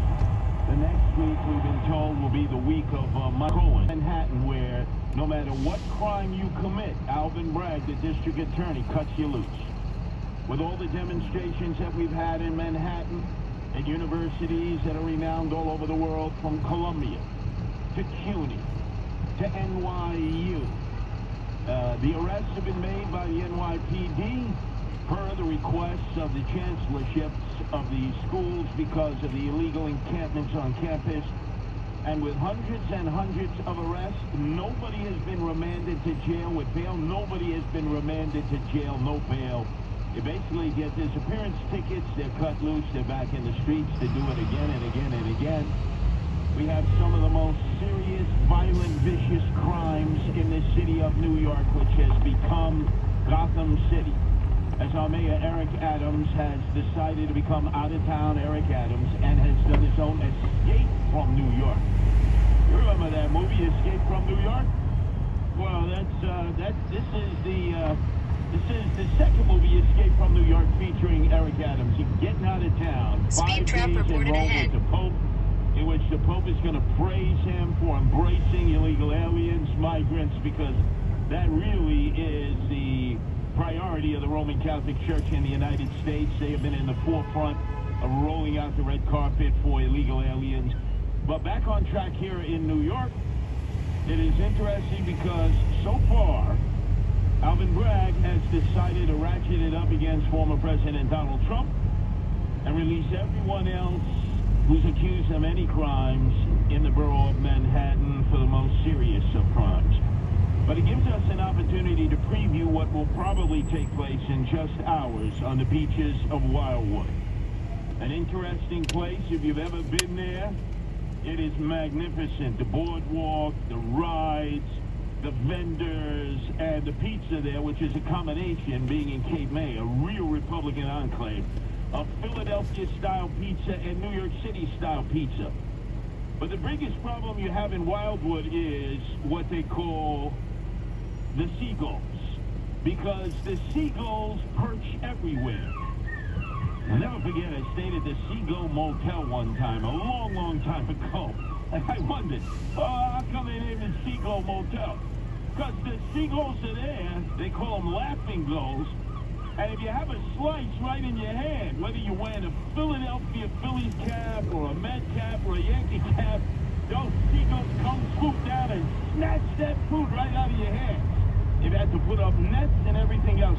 The other great thing about Wildwood is that at 11 a.m. each day, right on the boardwalk, they play the Kate Smith rendition of God Bless America as they raise the American flag. It is an absolute slap in the face to the New York Yankees that discontinued the Scratziata. Nope, they took Kate Smith out, never explained it, and then at the Spectrum, the Philadelphia Flyers had her statue up and they pulled it down. And what did she do? They claimed she used racist language years ago in some of her songs. Like, that was part of the time. And by the way, this is a woman who raised more money in selling war bonds in World War II than anyone else alive. She was the epitome of patriotism. If you want to hear the old rendition, you got to go to the boardwalk. Speed trap reported ahead. At 11 o'clock as they raise the flag, and you get the original Kate Smith. They got a curfew in effect, 10 o'clock at night, 5 o'clock in the morning for all the huckleberries out there who are hot wiring cars and joyriding them around. But other than that, it is absolutely magnificent. So back in 2020, I believe it was January, they had just finished the arguments in the first impeachment trial for abuse of power against Donald Trump and obstruction of Congress. And he summoned his supporters. It was cold, bitter cold. Diego, for days, the Trumpers lined up outside. They came from as far away as North Carolina, South Carolina, as far away as Ohio. And they were there to see Donald Trump, and he did not disappoint in that auditorium. I mean, he brought the house down. Now, the mayor at that time was a Democrat, and this is so typical of New Jersey. It is the soprano state. It doesn't matter if you're a Democrat, it doesn't matter if you're a Republican. There's a very good chance that you could have been a cast character in The Sopranos. You could have been with Tony Soprano. So the Democratic mayor at that time, a guy named Byron, he said, no, we don't want Trump here. You know, it's going to cause a little too much chaos. I like the money it's going to bring in. Hey, you know, we could use the taxable sales tax, but I'd rather not have him here. Well, guess what? He was indicted in August of 2023 for fraudulent participation in the state health benefits program. The present mayor, who's a Republican, Troiano, he's the one who actually brought in the Kate Smith rendition of God Bless America every day on the boardwalk at 11 o'clock. He's been mayor before that for like 18 years. He also got indicted for fraudulent participation in the state health benefits program. So here you have two different mayors, one who loves Trump, that's the present mayor, Troiano. The previous mayor, the Democrat, Byron, hated him, didn't want him there in Wildwood, and yet they're both being indicted, and they both have to appear, I believe, in court in May 17th. Typical for New Jersey. But I think what you're going to see is a turnout that's going to be absolutely unbelievable. I don't believe in any of the Trump rallies. I mean, I've seen them, and I'm sure some of you have attended them. They've been at airports, you know, where Trump One will fly in, or Air Force One flew in, and then Trump would do a rally at the airport. I don't believe I've ever seen one at a beach. They expect 50,000 people. So if you want to come and hear Trump speak, he actually begins the rally at 5 o'clock tomorrow. Rain, snow, sleet, or shine. It's expected to be good weather. But the space opens up for everybody at 12 noon. The campaign, the Trump campaign, is paying for the event and made an upfront reimbursement payment of $54,000 to cover the additional law enforcement and actually any of the departments who have to work sanitation, etc. And the last time Trump came to Wildwood, as I said, in 2020, he broke all-time records in terms of people who were coming to see him in their, I guess you could call it, convention center auditorium. It's not quite as large as Madison Square Garden or the Barclays Center or the Prudential, the Rock in downtown Newark, but it's a pretty large venue. I'm expecting huge crowds. And I'll never forget at that time, the congressman, Jeff Van Drew, was a Democrat who flipped the script and became a Republican and endorsed Donald Trump. Recently, I endorsed him at the Bergen County annual Republican dinner. And I think the congressman was muttering to himself, please don't ever let me speak after Curtis Sliwa. Please don't ever let me speak. I mean, he had a polyester waffle-weed flame retarded jacket on and high waters. I was cutting him up big time. Hey, he's been a great congressman. But he's not necessarily a fashionista. He's no Roger Stone, that's for sure, with the bowling cap and the customized suit. But there's going to be frolicking. There's going to be good old-fashioned American fun. So if you never had an opportunity to come out and see Donald Trump, only because you felt the crowds would be too large, you never get an opportunity. The whole beach is open. Piazza, even you. You can get there early. 12 noon, the beach opens up. The copious squad, you know, it's like the Memorial Day weekend, right? People are used to being on crowded beaches. The Memorial Day weekend is coming up fast. Sunday and Monday, right? Not next week, the following week. People will basically take 3 square inches and just plant themselves and not move the entire day. It may well be that kind of occasion.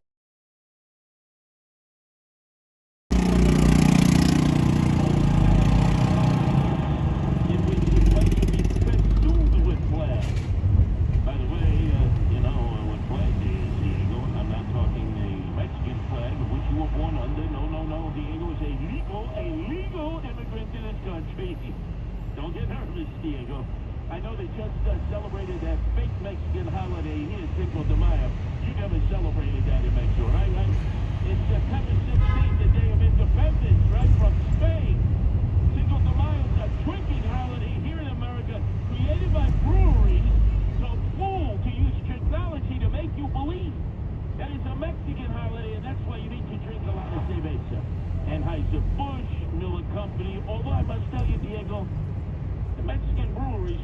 rule now. They sell probably more beer in America than even the American companies ever since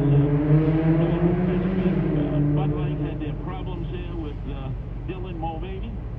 You're not going to see that in Mexico, that's for sure. No Dylan Mulvaney styling and profiling Corona. But anyway, great day. If you happen to be a supporter of Donald Trump, or if you've never heard him speak, you want to come out and mix with other Trumpers, Scott Nevato, the great patriotic artist, will be there. Peace for the occasion. I mean, you really got to come out. This is where they're going to play Kate Smith. I think that's the only place they'll play Kate Smith any longer. God bless America. Flying American flags. We're 6 months out from the election, and all of this in preparation for, for the guy that they labeled the Yenta today in court, Michael Cohen. The judge was telling the prosecutors, would you tell your lead witness to stop talking? He's like a male Yenta. He is non-stop. Well, this is talk radio, and obviously this is what I do.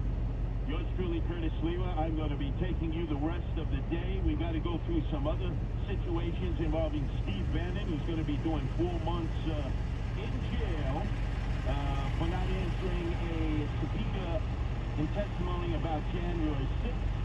And to Evil Eyes Cuomo, who's taking a victory lap because he gets to keep $5 million in a book deal that he actually did in the midst of the lockdown and pandemic, in which a court said there should be no ethics commission in New York State because it's an oxymoron, because there are no ethical politicians, neither Republicans or Democrats.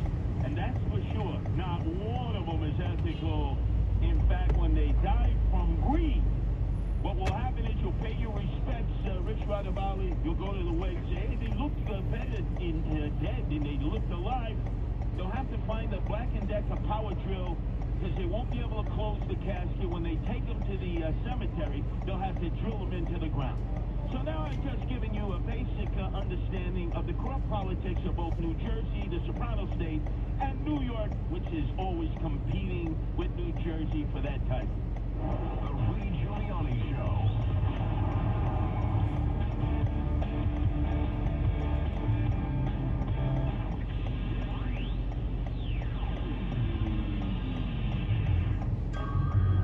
It's Ted from Consumer Cellular, the guy in the orange sweater, and this is your wake-up call. If you're paying too much for wireless service, you don't have to keep having that nightmare. Consumer Cellular has the same fast, reliable coverage as the leading carriers for less.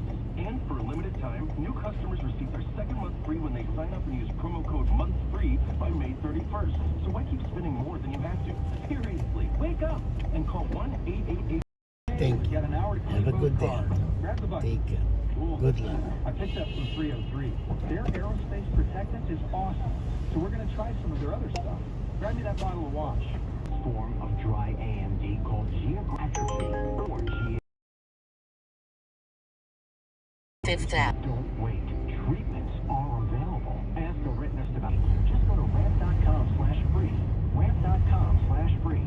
RAMP.com/free. Software developer engineers, multiple positions available. Yahoo Holdings Incorporated has career opportunities in New York for software developer engineers, including but not limited to software apps engineer, software developer, systems engineer, principal software engineer, front-end engineer, back-end engineer, full-stack engineer. Positions include junior, senior, and management positions. Positions require BA, BS, MA, MS, MBA, or PhD in varying levels of experience. Multiple positions and openings available. Telecommuting is also permitted. Salaries $115,918 to $184,375 per year. Submit resume specifying requisition number SWDEVNY20 by email to abby.jones@yahooinc.com.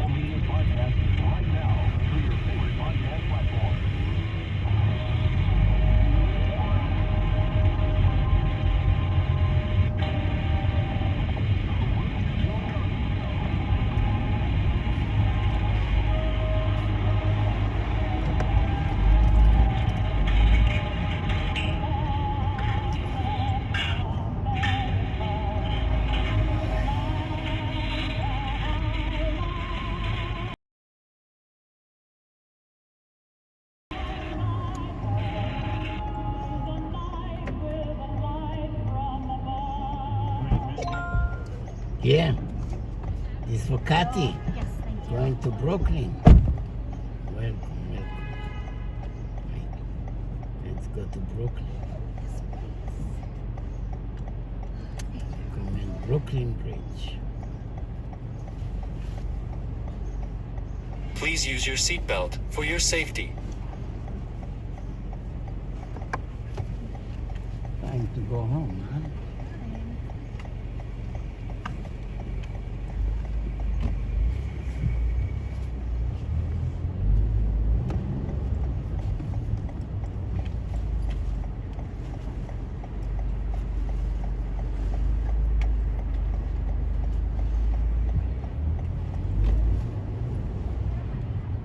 The most patriotic of a woman who saw more war bonds in World War II than any other star or person out there doing likewise.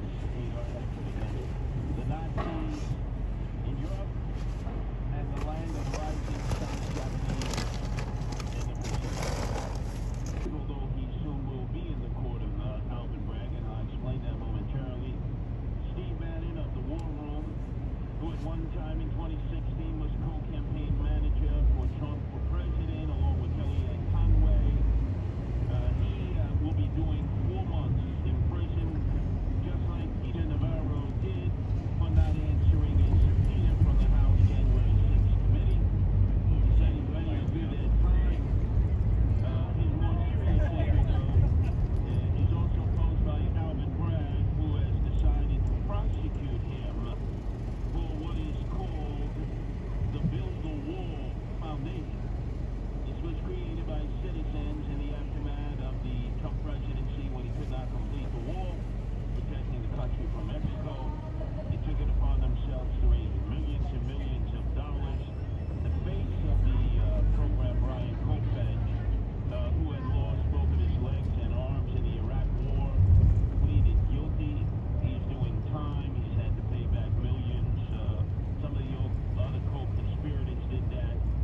Actually, it was then President Trump who actually was able to pardon Steve Bannon on these charges, but Alvin Bragg has said, oh no, you don't.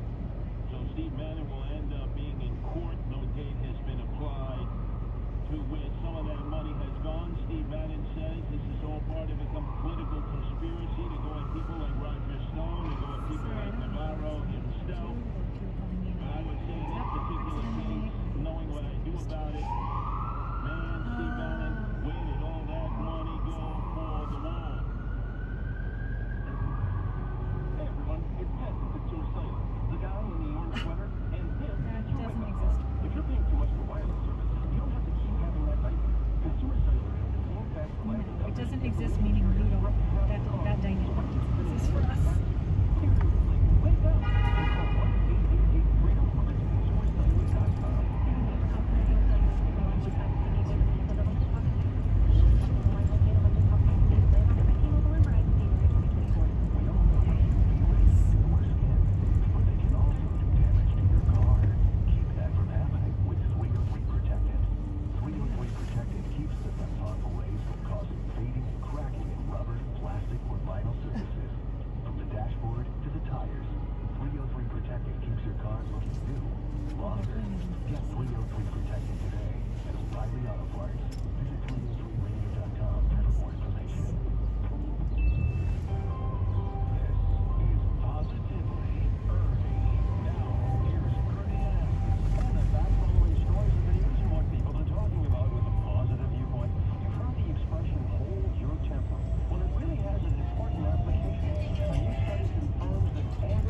Speed trap reported ahead.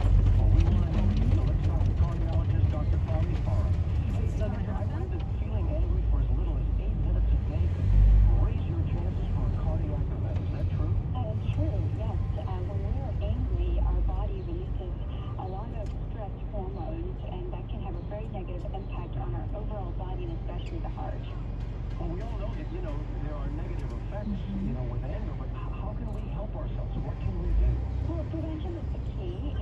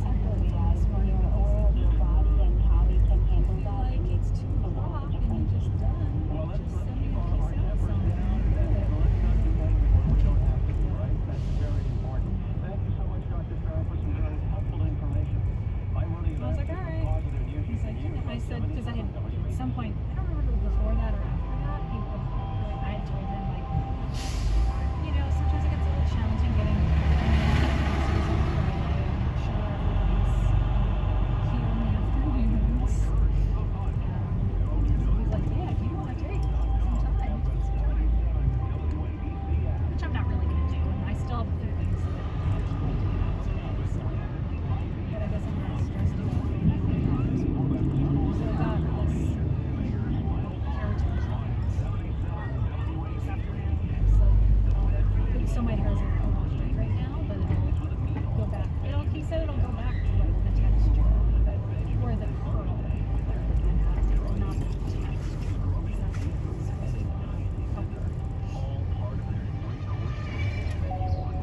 Like the natural curl, which is really more waves that it naturally has, but basically it's just but because they flat iron it, it's very straight.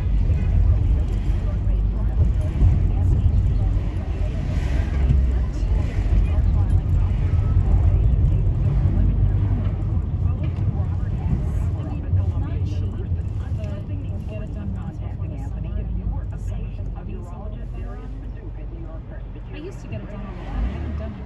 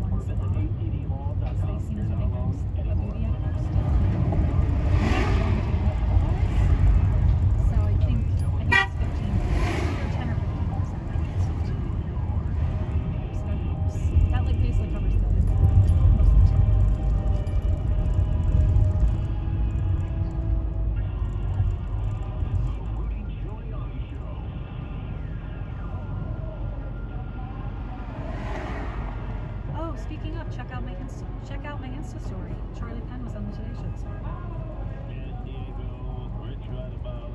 Oh, nice. Republican, Democrat, Independent. Mother's Day, that's Sunday, right? The most celebrated of the two, because then there's Sunday, June 16th, 2 days after Flag Day. And that's Father's Day. A lot of returns on Father's Day. Her hair looked quite different this time. Maybe the bangs. It is not celebrated the same way as and it was straight, right? Because or the bangs were straight. Anything bad about them. They can do no wrong in the eyes of their mothers. The father, hey, I knew this guy was no good from the time he was birthed. I knew he'd become a criminal. The mother, oh no. Like as a get ready for bed thing, or as a you're home now?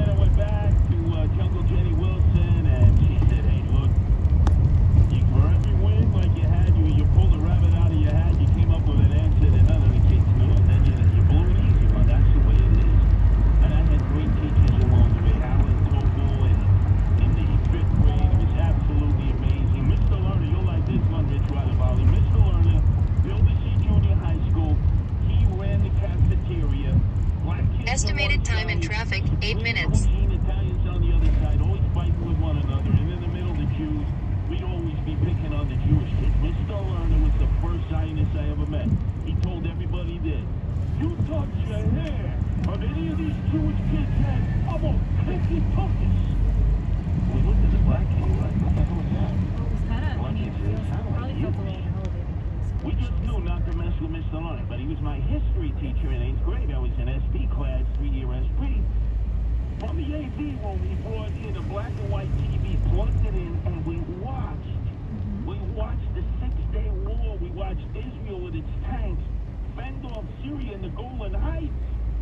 And he was like a total Zionist. He was a conservative party member. He had voted for Buckley for mayor, and he was proselytizing his politics. What does that mean? Then again, in high Are you school, going to just change before he that? kicked me Go out. back and change the And Mert Chernoff was my history teacher. He's singing Old Joe Hill. She really thought they'd go back into the document and be like, she's better now?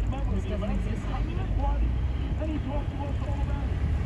Guess what? I had a conservative, I had the communist, I had the socialist.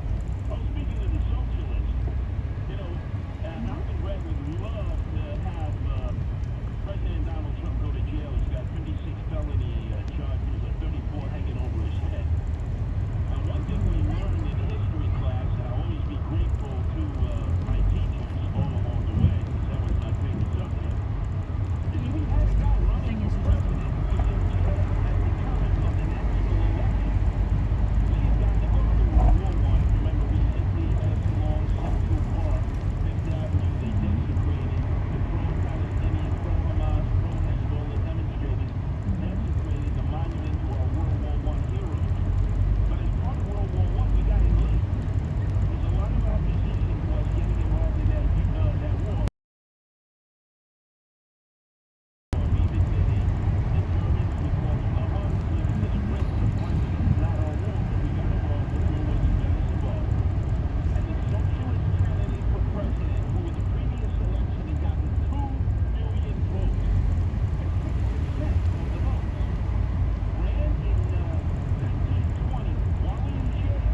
Woodrow Wilson put him in jail because he was advocating to become a conscientious objector. He was saying, don't serve the U.S. military, don't go over there as a doughboy, don't fight in World War I. While in jail, we go right about it. He got 4% of the vote. He got more than 1 million votes. If you ever wondered when somebody like Donald Trump that it means they made up their mind before they even heard the first bit of evidence pro and con. He conceivably Who would said it want wasn't president in competitive? the She said Senate. her.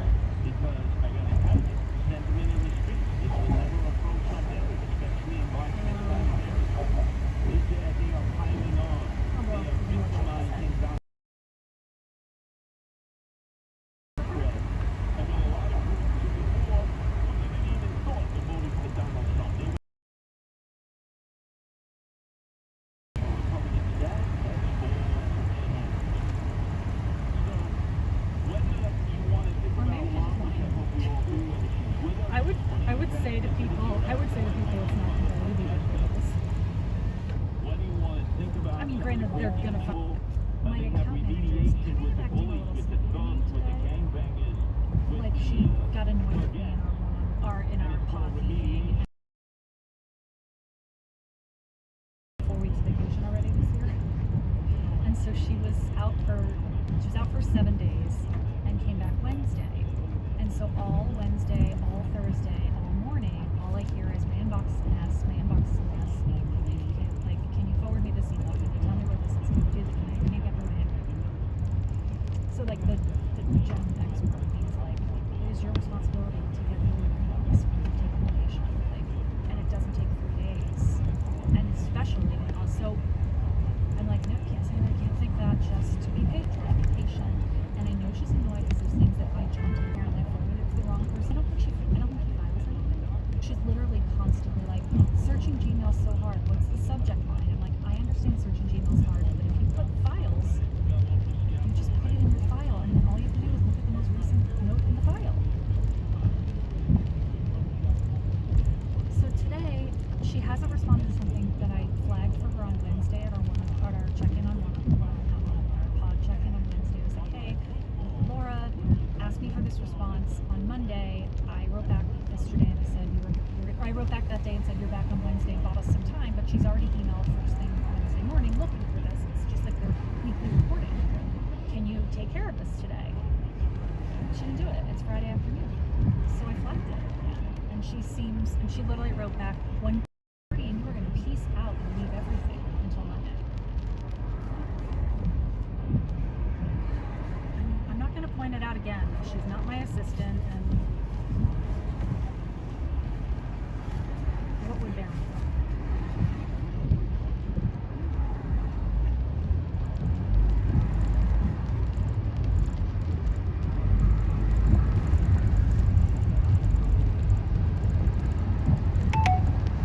In 400 feet, use the left lane to stay to the left to Cadman Plaza West.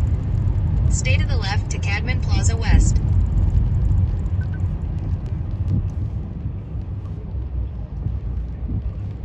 Priorities are not her priorities. In 400 feet, turn left on Henry Street. No, we did that on Wednesday and Friday. And she just didn't. No, we did it over our pod check-ins. And I just picked the top things. We only got to the top 4 things, I think. I don't even think we got to 5 things. No, I don't have time for that. No. It's like babying them.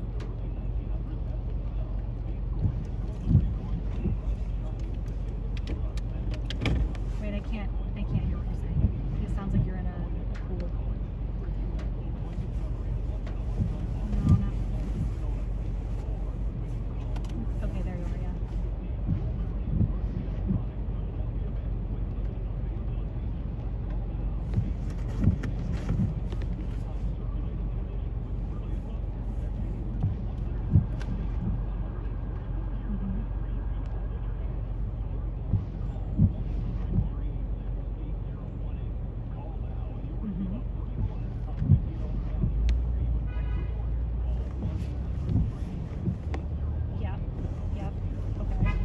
If she says, I'm not.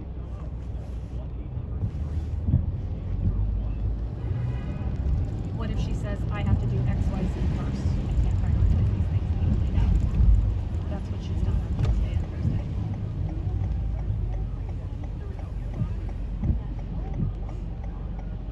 But she doesn't report to me.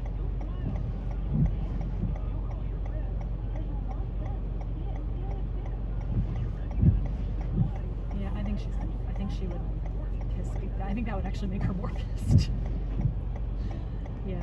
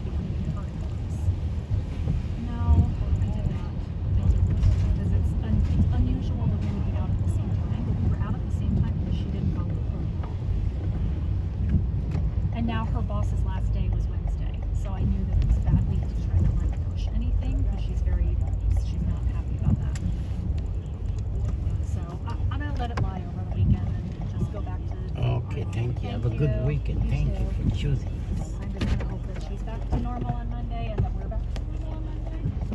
But yes, I'll just start putting it. Something's late.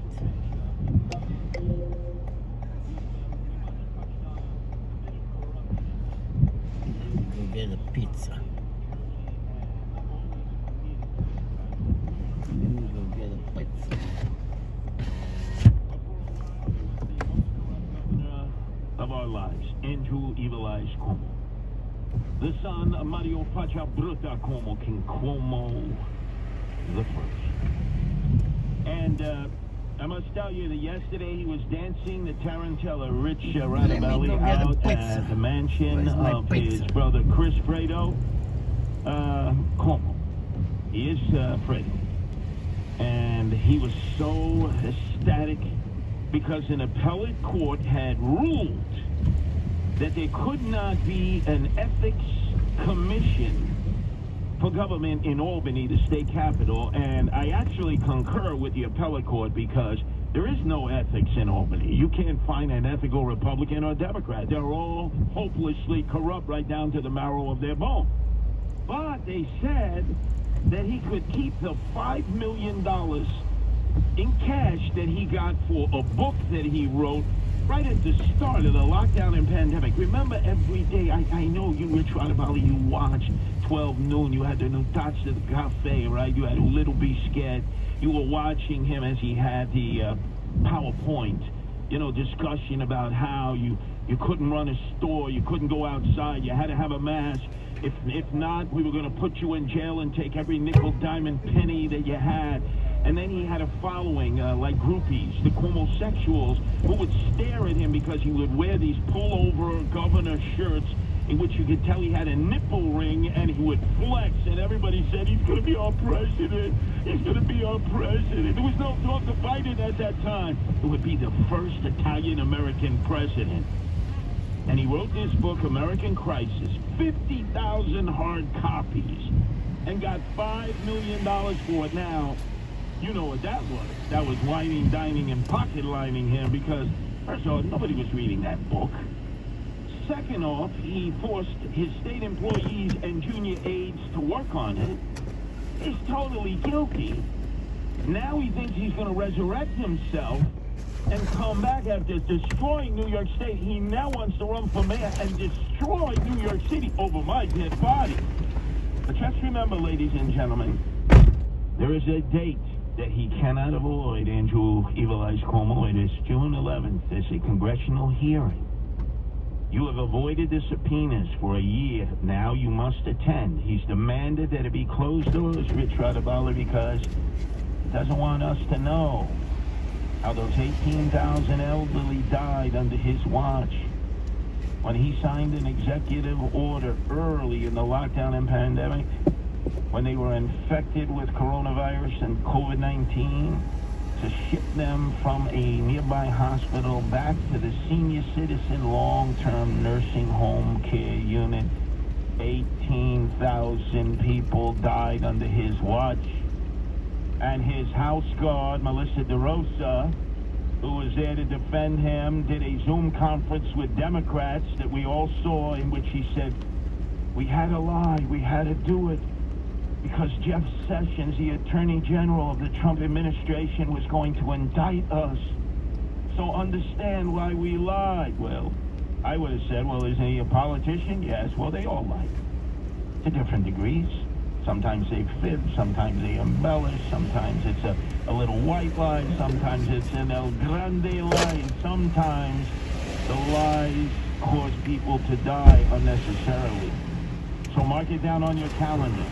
The day of reckoning is upon Andrew Evil Eyes Cuomo, when he will have to answer the questions behind closed doors of a congressional committee that's going to want to know, why did you assign 18,000 elderly to their deaths? Who's there for heroes or the families left behind when a service member or first responder dies or is catastrophically injured in the line of duty? Who helps our country's homeless veterans? And who helps our nation to never forget 9/11? Let me tell you who. The Tunnel to Towers Foundation. The Foundation Gold Star, Fallen First Responder, Smart Home, and Homeless Veterans programs comprise their In the Line of Duty programs. They're all dedicated to honoring our...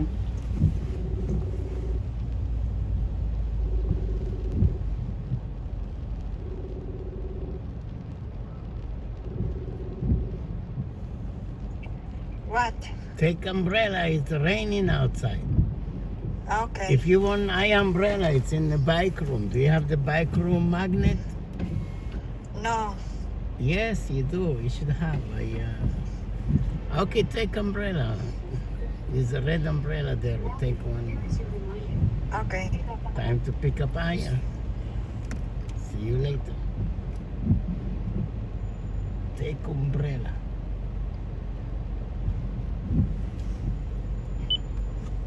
News first at 59 past the hour. 77 WABC News starts now.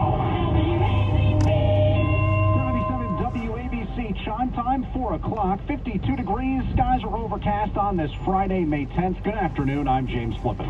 Breaking news, WABC.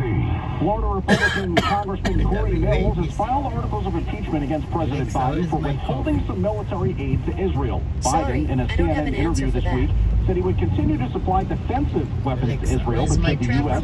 would not provide offensive weapons such as bombs if Israel proceeds with a full-scale invasion of Rafah.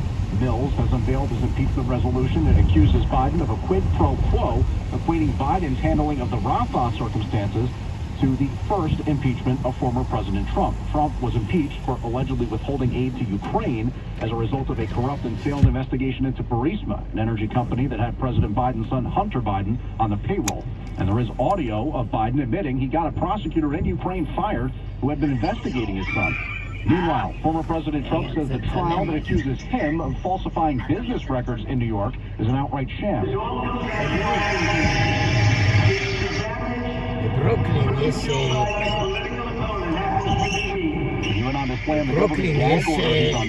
Witness Michael Cohen can freely speak about the case in public for some reason. Cohen was allegedly the middleman that arranged a $130,000 payment to adult film participant Stormy Daniels to keep an alleged 2006 sexual encounter. כן, צריכים לפתוח חברת שמירה. אפשר להביא הרבה עובדים מחב"ד, מחפשים עובדים. מחפשים עבודה. כן. כן. נברר כמה לוקחים על השעה, וככה נעשה גם אנחנו. אתה מבין? תעשה כרטיסי גלויות. כן, גלויות, פליירים, עם מעטפות. שלח לך זה, דוגמה. עם מעטפות נראה יותר רשמי, מעטפות. כן, הכי טוב ללכת ישירות לדבר. הכי טוב ללכת ישירות לדבר איתה. לא, מי הולך ישירות? מה, אתה נורמלי? אתה צריך להיות ייצוגי, למה לא? ישירות הכי טוב. איזה ייצוגי? הם שולחים מכתבים, מה זה? שלא הולכים לזה. צריך ללכת לשכנע אותם, וזה, מכתבים זורקים. לא, אתה לא זה, אתה מפסיק אומרים לך שמירה, אתה מבין? וזה. ומי שרוצה, שולח, אתה שולח לו זה. איזה ישראלי יגיד שאני הייתי בצבא, בסיירת מטכ"ל, בגולני, הנערס. שלחתי פעם אלפי גלויות, רק 1-2 התקשרו ואמרו נהיה איתך בקשר ולא חזר. למה? שלחת אותי כמה פעמים לעבודה. לא, זה מהעבודה שלה הייתי עובד שם, מהישראלי. כן? כמה גלויות שלחת? לא יודע, בין 500 ל-1,000, לא זוכר. כן? מי עשה לך את הגלויות? אתה עשית. אני עשיתי לך. שכחת? כן, שכח. מתבגר, שוכח. מתבגר, שוכח. חרדת כסף? אין ג'אשי. אני בברוקלין. ואתה לקחת אותי בברוקלין. אתה גם בברוקלין, זה קטן. אני במנהט. לך ל-25 והשישי, תראה את התנור החדש האלקטרוני. 25 והשישי? אתה יודע, $1 פיצה. שמו שם תנור אלקטרוני. אני מוכרים פה מה זה מדבקות? בדולר. אז מעטפות. פעם לקחתי את הילדה לדוונרית, קנתה את המעטפה הכי יקרה. את הגלויה הכי יקרה. לא מסתכלים על מחירים. הילדים לא מסתכלים על מחירים. חבל שהבאתי לה אותה, הייתי אומר לה זה, איך קוראים לו? אין. הייתי מביא לה את האחד לה פשוט. והגיעה עד ביתה, זרקה אותה בכלל. כן, ככה. חצי מהצעצועים שלה, היא לא מתארס. חצי מהצעצועים משחקת קצת וזורקת. לא, צריך להביא לה רק דברים שהיא אוהבת לצייר, דברים כאלה, אתה יודע. ראית איזה לפטופ היא עשתה? היא עשתה לפטופ ושתי סלפון.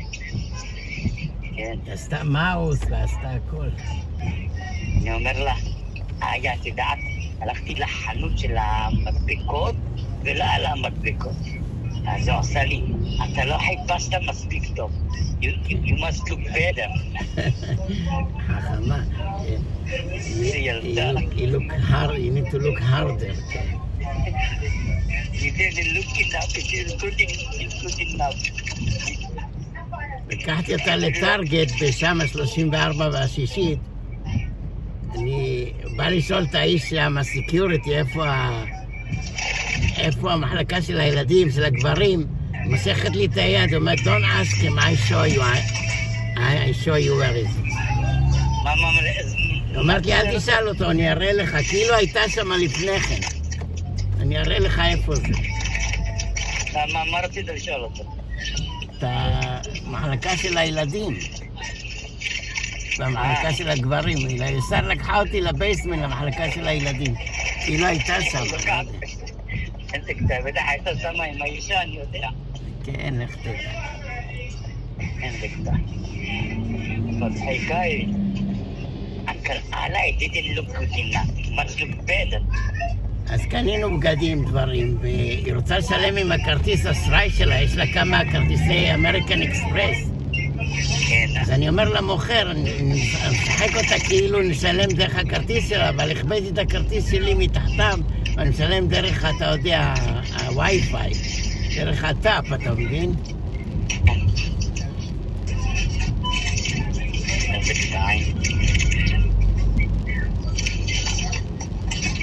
חושבת שיש לה כסף שם. בכלל, אמריקן אקספרס גיפט קארד שהיה לי ונגמר. היא אומרת לי, I want to be a rich girl. נראה לי, אשתך מלמדת את הדברים כאלה, אתה יודע? לא, אישה רגילה. אני אומר לה, את עשירה, יש אנשים אוהבים אותך, אבא אוהב אותך, הכלל אוהב אותך, אמא אוהבת אותך. Hey, go ahead. Free bag? Paperback? Yes, paperback. Paperback? Yeah, regular bag. Charge me for the bag? I cannot do that. איזה קטע עם ערבי, פייפר בג. ערבי? נראה לך קסיר ערבי, אומר לך פייפר בג. Paper bag. Paper bag. Your paper bag. Paper bag. I usually use the red one. Yeah, I mean, like that. So much. Back there, give me that. Back there.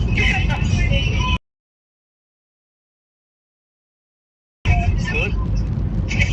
I like lighter. If I don't like it, I'll keep my money back. Yeah, you try it. Oh, really? I was joking. Oh, really? I can try and give it back? Oh, I'm just serious? Oh, I didn't know this. Thank you. I can bring the whole bag or just you can bring a few. No, I bring like that. It's good. Thank you. אמרתי אם אני לא אוהב את הססה, אני יכול לחזור לקחת את הכסף חזרה. איזה ססה מהקולנוע? מה? איפה אתה בקולנוע? לא. אתה יודע, זה 14 פית. עדן. לא בעדן, בעדן זו. זה קטעים. אז תאכל כאילו את הכל, תחזיר לה. תאכל את כל הססה, תחזיר לה. אמרת אני יכול לאכול את הכל ואחזיר לך קצת ולקבל את הכסף חזרה. אמרתי לא הכל. תחזיר את הרוב ותאכל קצת. מה זה ססה בשקית? לא, אתה יודע, שקית גורה. שקית גורה, כן. פופקורן. זה אורגניק פופקורן. with organic extra virgin oil. מצחיקה שפה ערבית. בבר בייג, פופקורן. בבר בייג, פופקורן. מה הוא באפל?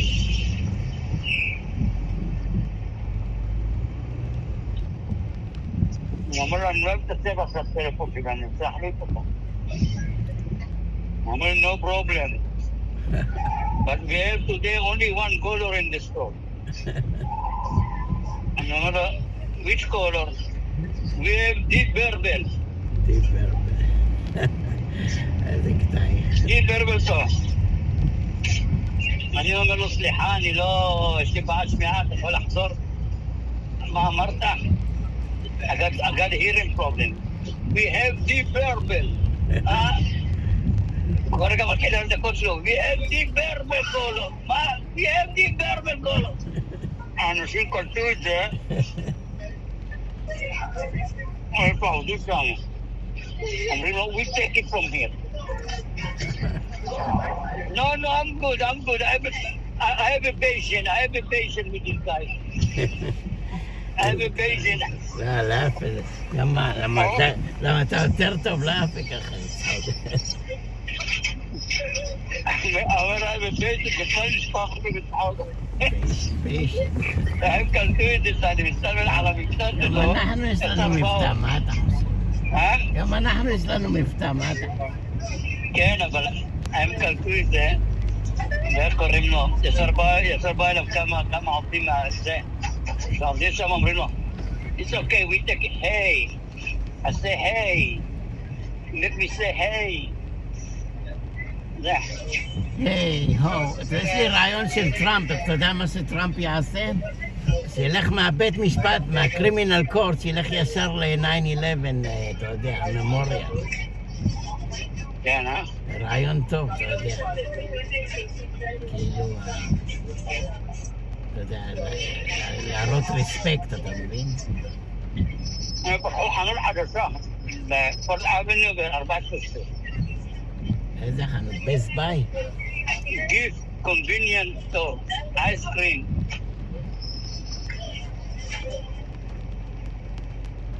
זה היה CBS גרופ. לימוד פתחו טארגט.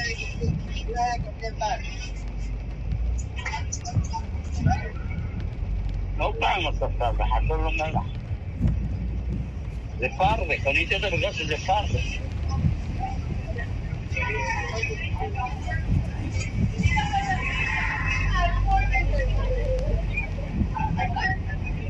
הרבה ילדים שהם פה בחוק באו מהבית ספר.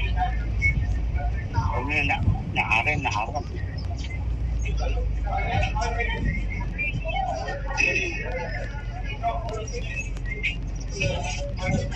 איי. אני אלך אקנה לי ביצה. אתה רוצה ביצה? מאיפה אתה קונה?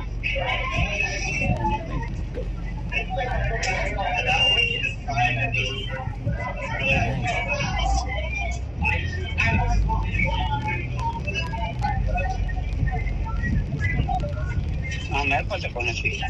מהדרך, איפה נראה כבר, דאונטאון.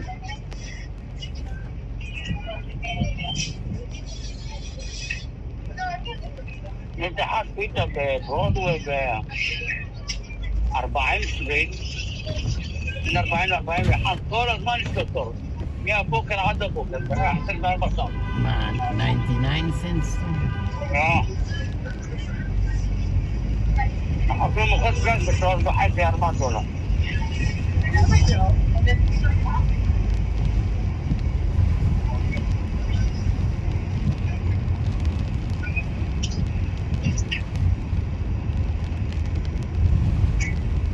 אבל איזה טובות כסף לו, יואו! עשיתי פעם לקנות זית אחד, אני רואה את הצרות, אני לא קונה.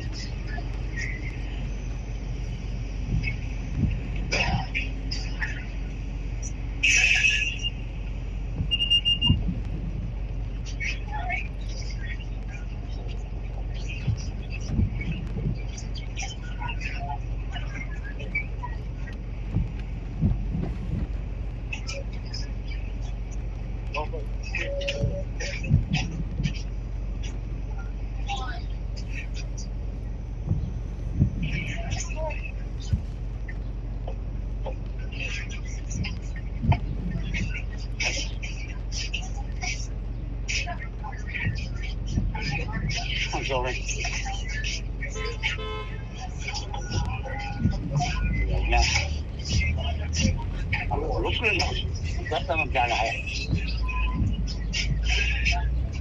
אני עכשיו במשפט של טראמפ, בבית משפט קרימינל קורט. הגעת לעיר כבר?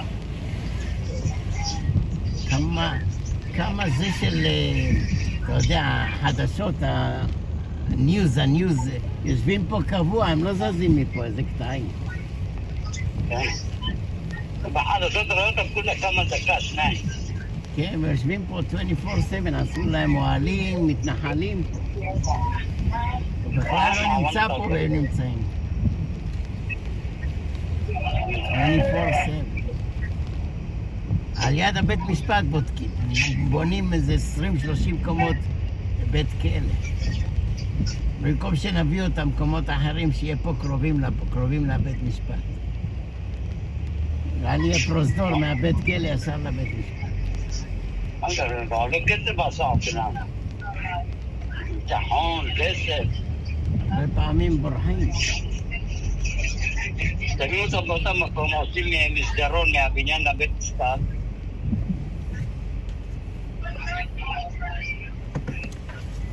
אתה מבין? כן.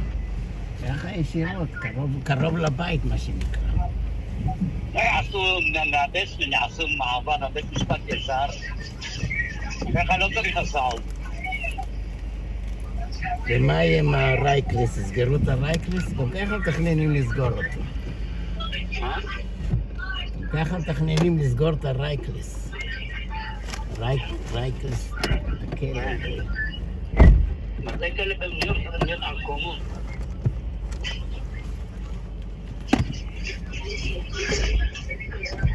הקומות שיהיה להם דורמן, אתה אומר.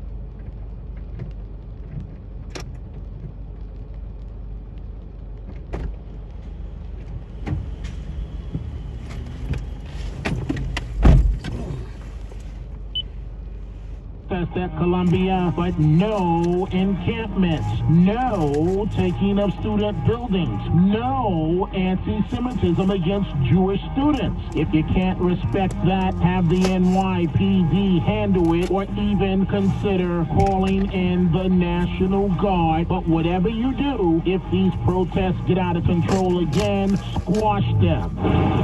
Download all of Red Apple Media's podcasts right now through your favorite podcast platform. James Golden, known popularly as Bo Snerdley. This is The Rush Hour with Bo Snerdley. Birthday today, Henry Fambaro from the Detroit Spinners. And I'm going to have to do some digging. I honestly believe that this is, quote, it's the Spinners. Yeah, at the time the group was called the Detroit Spinners. And I'm like, are these the Spinners? Yeah, so birthday today from Henry Fambaro. From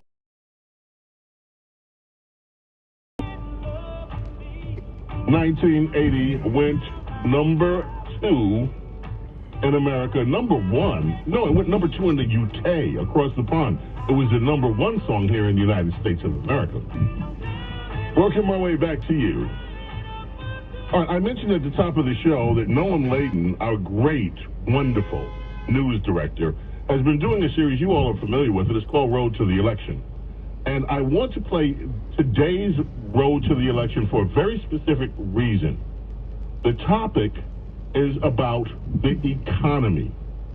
People worried about rising costs. How they're going to pay for things. Let's listen to Noam Layden's Road to the Election, and then when we get back from that, we have some James Carville. Yep. Noam, take it away. This is a 77 WABC News Road to the Election Update. President Biden's convinced his economic record over the last 4 years will get him 4 more come November.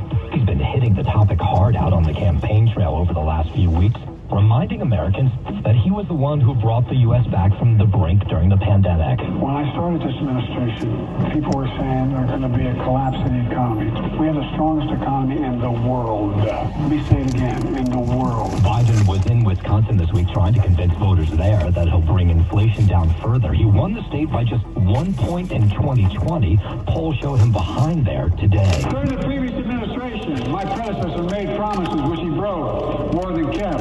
Left a lot of people behind in communities like Racine. On my watch, we make promises and we keep promises. And a Gallup poll finds 46% of Americans say they have a great deal or fair amount of confidence in Trump fixing the economy compared to just 38% for Biden. The polling data has been wrong all along. You guys do a poll with CNN. How many folks you have to call to get one response? During an interview with CNN this week, the president admitted there's more to be done to bring down soaring rent and housing costs that in places like New York are outpacing wages at an alarming rate. Look, people have a right to be concerned. Ordinary people, the idea that you bounce a check and you get a $30 fee for bouncing the check, I changed that. You can't charge more than $8 for that. Or your credit card, your late payment, $35.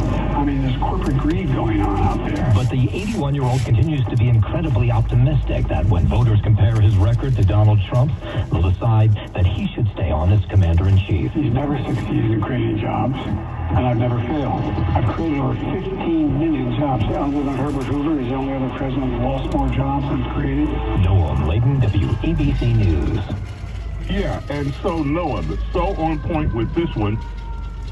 Earlier this week, James Carville, Serpent Head, was on with Chris Cuomo, who is now part of the News Nation family. And let's check in. Now remember, Carville is the kind of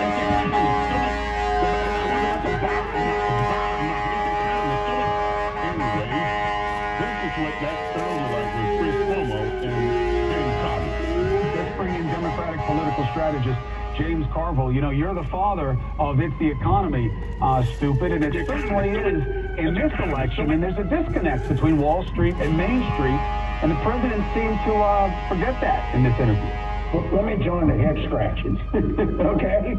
I don't think if people don't feel like they're in a good economy, you can't convince them. And I think there's a bunch of Ivy League economists, academic types that go in and say, sir, this is the best economy we've had since 1969. You have to go out and promote it. And that's not the world people are living in. And well, people living at some point, Chris, you know, baseball, you got to let the ball come to you. You can't charge the ball. And I agree with the critics that this is not the proper messaging, that you should say these are things we're doing to deal with cost of living. Every first word straight out of his mouth is high cost of living. And that's why we're doing these things, to give families relief. But I agree with the critics on this one. I agree with the critics. This is not the right... Look, let me scratch my serpent head. I'm trying to figure out what the heck... It's the economist still, stupid. Anyway, here's the rest of Chris Cuomo. Let's continue with James Cavalier. Grocery store and gas prices. Grocery store and gas prices. That's the manifestation of inflation. That's what I hear about all the time, James. And you know what's interesting? I hear about it from rich people. Not that they're suffering, but that it's a metric that they're aware of. Grocery store and gas prices. Well, there is good news, but you have to let it seep through. And the truth of the matter is, Chris, in my view, this is an economy that's pretty good to say this. For people like myself that don't have a mortgage, that are net savers. But if you're 26 years old, you have no hope of buying a house, of educating children. You're probably living in a basement with your sister and your mother and daddy's house. And when President Biden tells how good the economy is, the reaction is, what's that guy talking about? Right. And I think there's some truth to that. But if you hold in a 3.5% mortgage, you're golden right now. But if you're trying to borrow a mortgage at 7%, you're not very golden. Well, I'm golden all the time. And let me tell you something else. Talking about 26-year-olds living with their sisters in their bed. That sounds a little bit weird to me. But anyway, living with your sister in your parents' basement? I don't know about that. But his point is, kids are suffering out here. And Biden's running around talking about the economy is great. Anyway, that serpent head's take on it, Joe Biden is misplaced. Now, David Axelrod has weighed in. He says that Biden's pride will be his downfall in November. This pride over trying to say that the economy is so great, he says, but that's not the way people are experiencing the economy. They are experiencing it through the lens of the cost of living. He is a man who's built his career on empathy. Why not lead with empathy instead of ignoring what life is really like for the American people? Noam, right on time with Road to the Election. It is the economy. It's playing a very vital role. But it's more than the economy, folks. It's actually to the votes. And when we get back, we're going to check in with Chip Roy and talk about the votes. Keep it right here on WABC Talk Radio 77. We got to check in with Kim Commando and with traffic. Oh, Donovan. Yes, Donovan, the one and only Donovan. Birthday today. This one, of course, Sunshine Superman. And the Hurdy-Gurdy Man. Born in 1946. Happy birthday, Donovan, from those of us at WABC. This is The Rush Hour with Bo Snerdley. On 77 WABC. WABC Traffic and Transit. On the subways, you're dealing with delays and disruptions for the AC 234.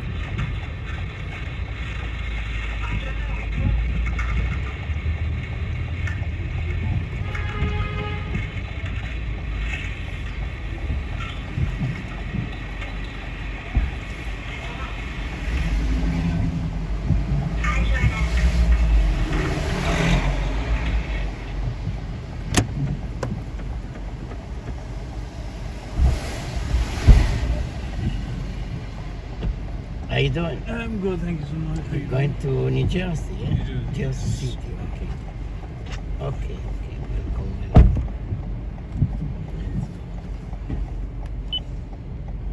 Alexa. Go to lifeback.net. Without the ones like you, who work tirelessly to keep things running, everything would suddenly stop.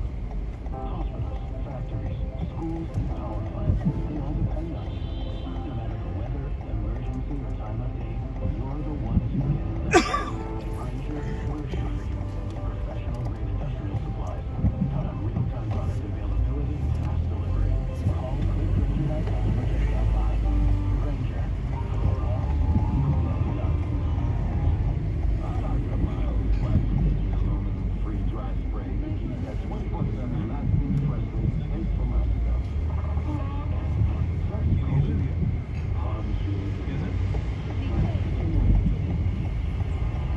Actually, I just talked myself into a refreshing sip this week.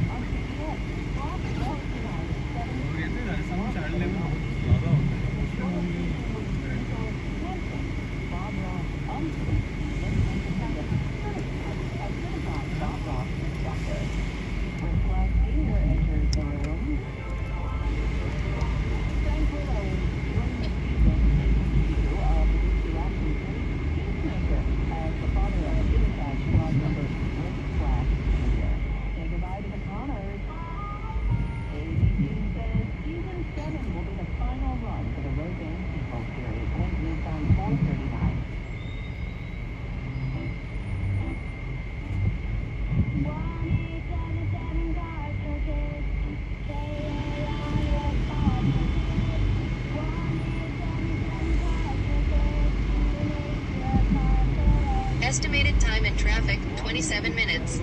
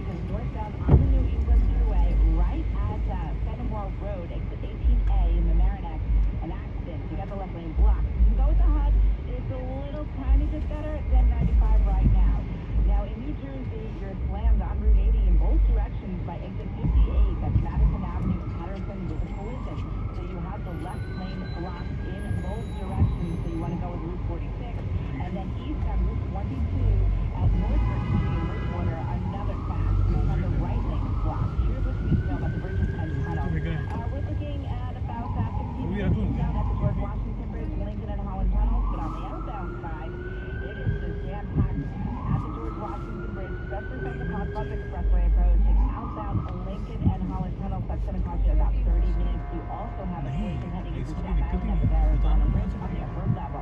I'm Sue Aller, and it's your one attendance on 93 FM. We're learning new details this afternoon about a deadly crash in Bushwick this morning that took the life of a pedestrian and critically injured another. For more on the story, let's go live to Brooklyn and 10 Midland reporter Carol Dioria.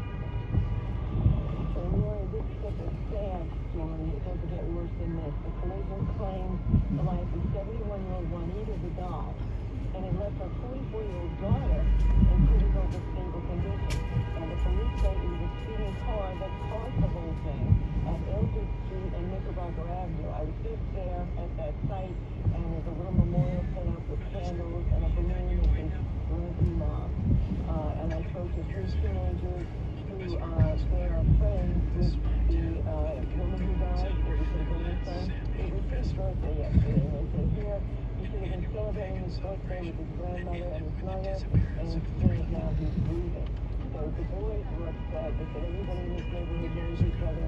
They see the mother and the grandmother walking all the time, and so it's just a tragedy that really hurt so many people. They went to the police station involved. The police tried to stop the car. Stop, but the car just took off, kept going. It put other vehicles, and it hit the mother and hit her mother. Carol, you take on your drive on Eldridge Street in Bushwick. 444. A heads up from police today about a dual case who has been scamming people in the Bronx and Queens.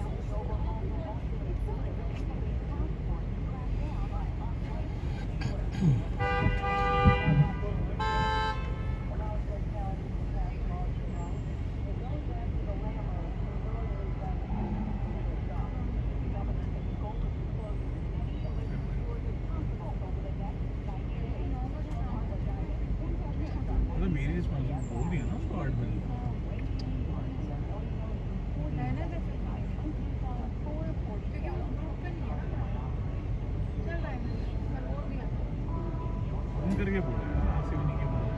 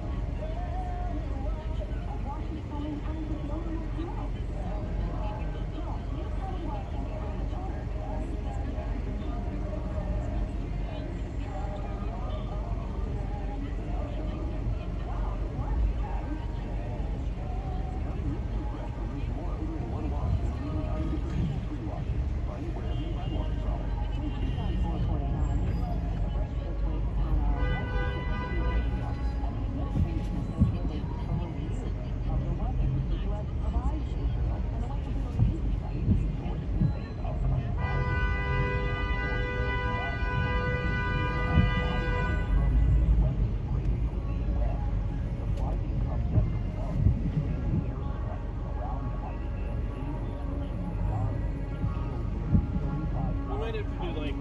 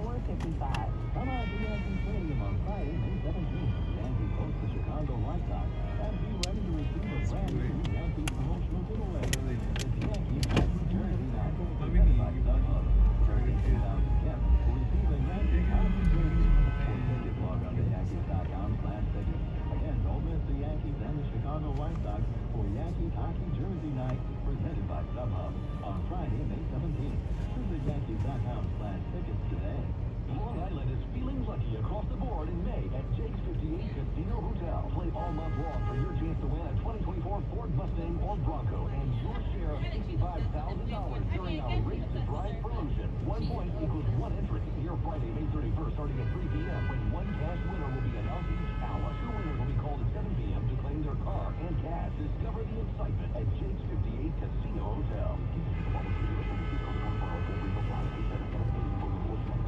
Weekday time 4:56. Now Bloomberg Money Watch. Here's Erica Herskowitz. Lori, every June in every store for more than a decade, Target has stocked up on apparel and other merchandise for Pride Month. But after a conservative-led social media campaign resulted in threats to Target employees last year, the retailer says it will offer the LGBTQ-themed products only in select stores based on their sales performance in the past years. Green is predicting growth of 6%. Dollar General is also looking to expand. The company hoping robotic kitchens will help add to its profitability. 2 already exist, and Green plans to add 7 more this year. The week wraps up with a mixed session on Wall Street. The Dow gained 125 points, the Nasdaq lost 5, the S&P added 9. Bloomberg Money Watch, 26 to 56 past every hour. I'm Erica Herskowitz for 10 News on 93 FM.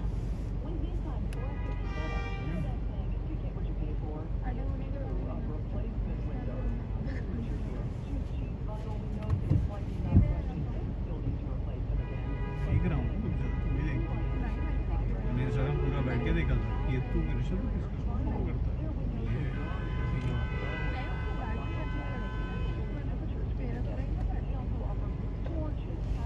क्यों रखनी है हो गया ना कर लिया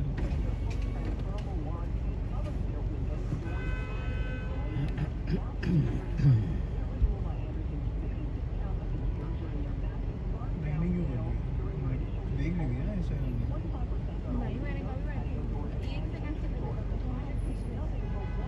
अच्छा खासा देखा था इसको फिर हमने बैठ के म्यूजिक हमारे फिर music I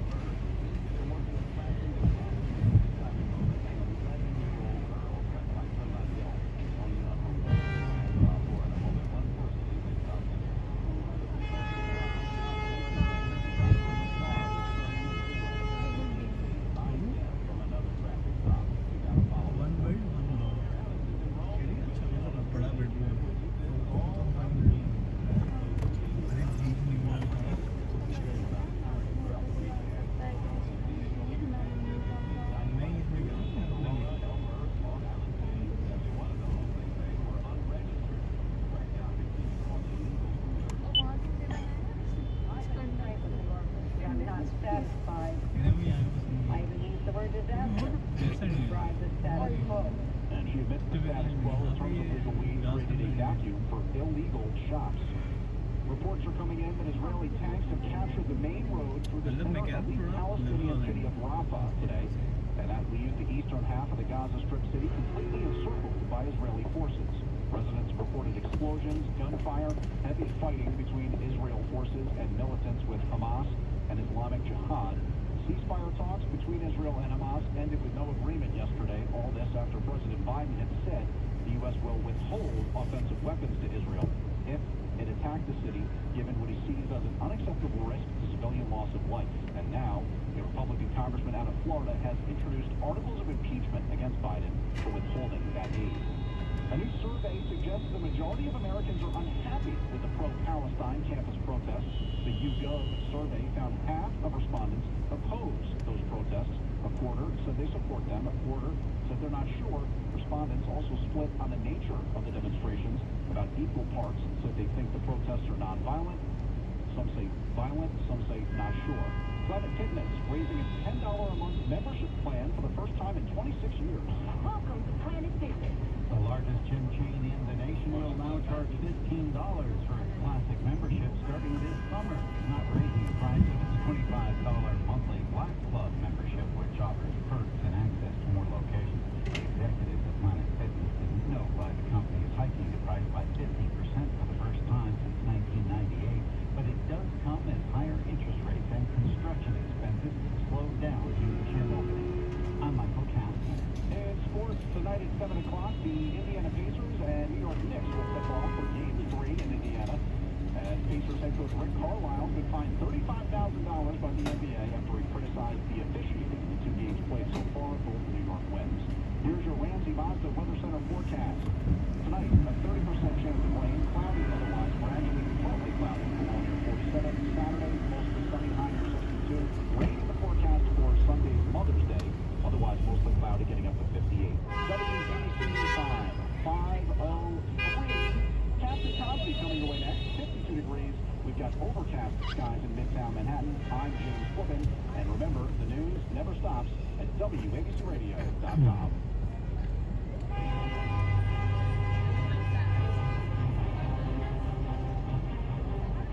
Welcome to the 5 o'clock show.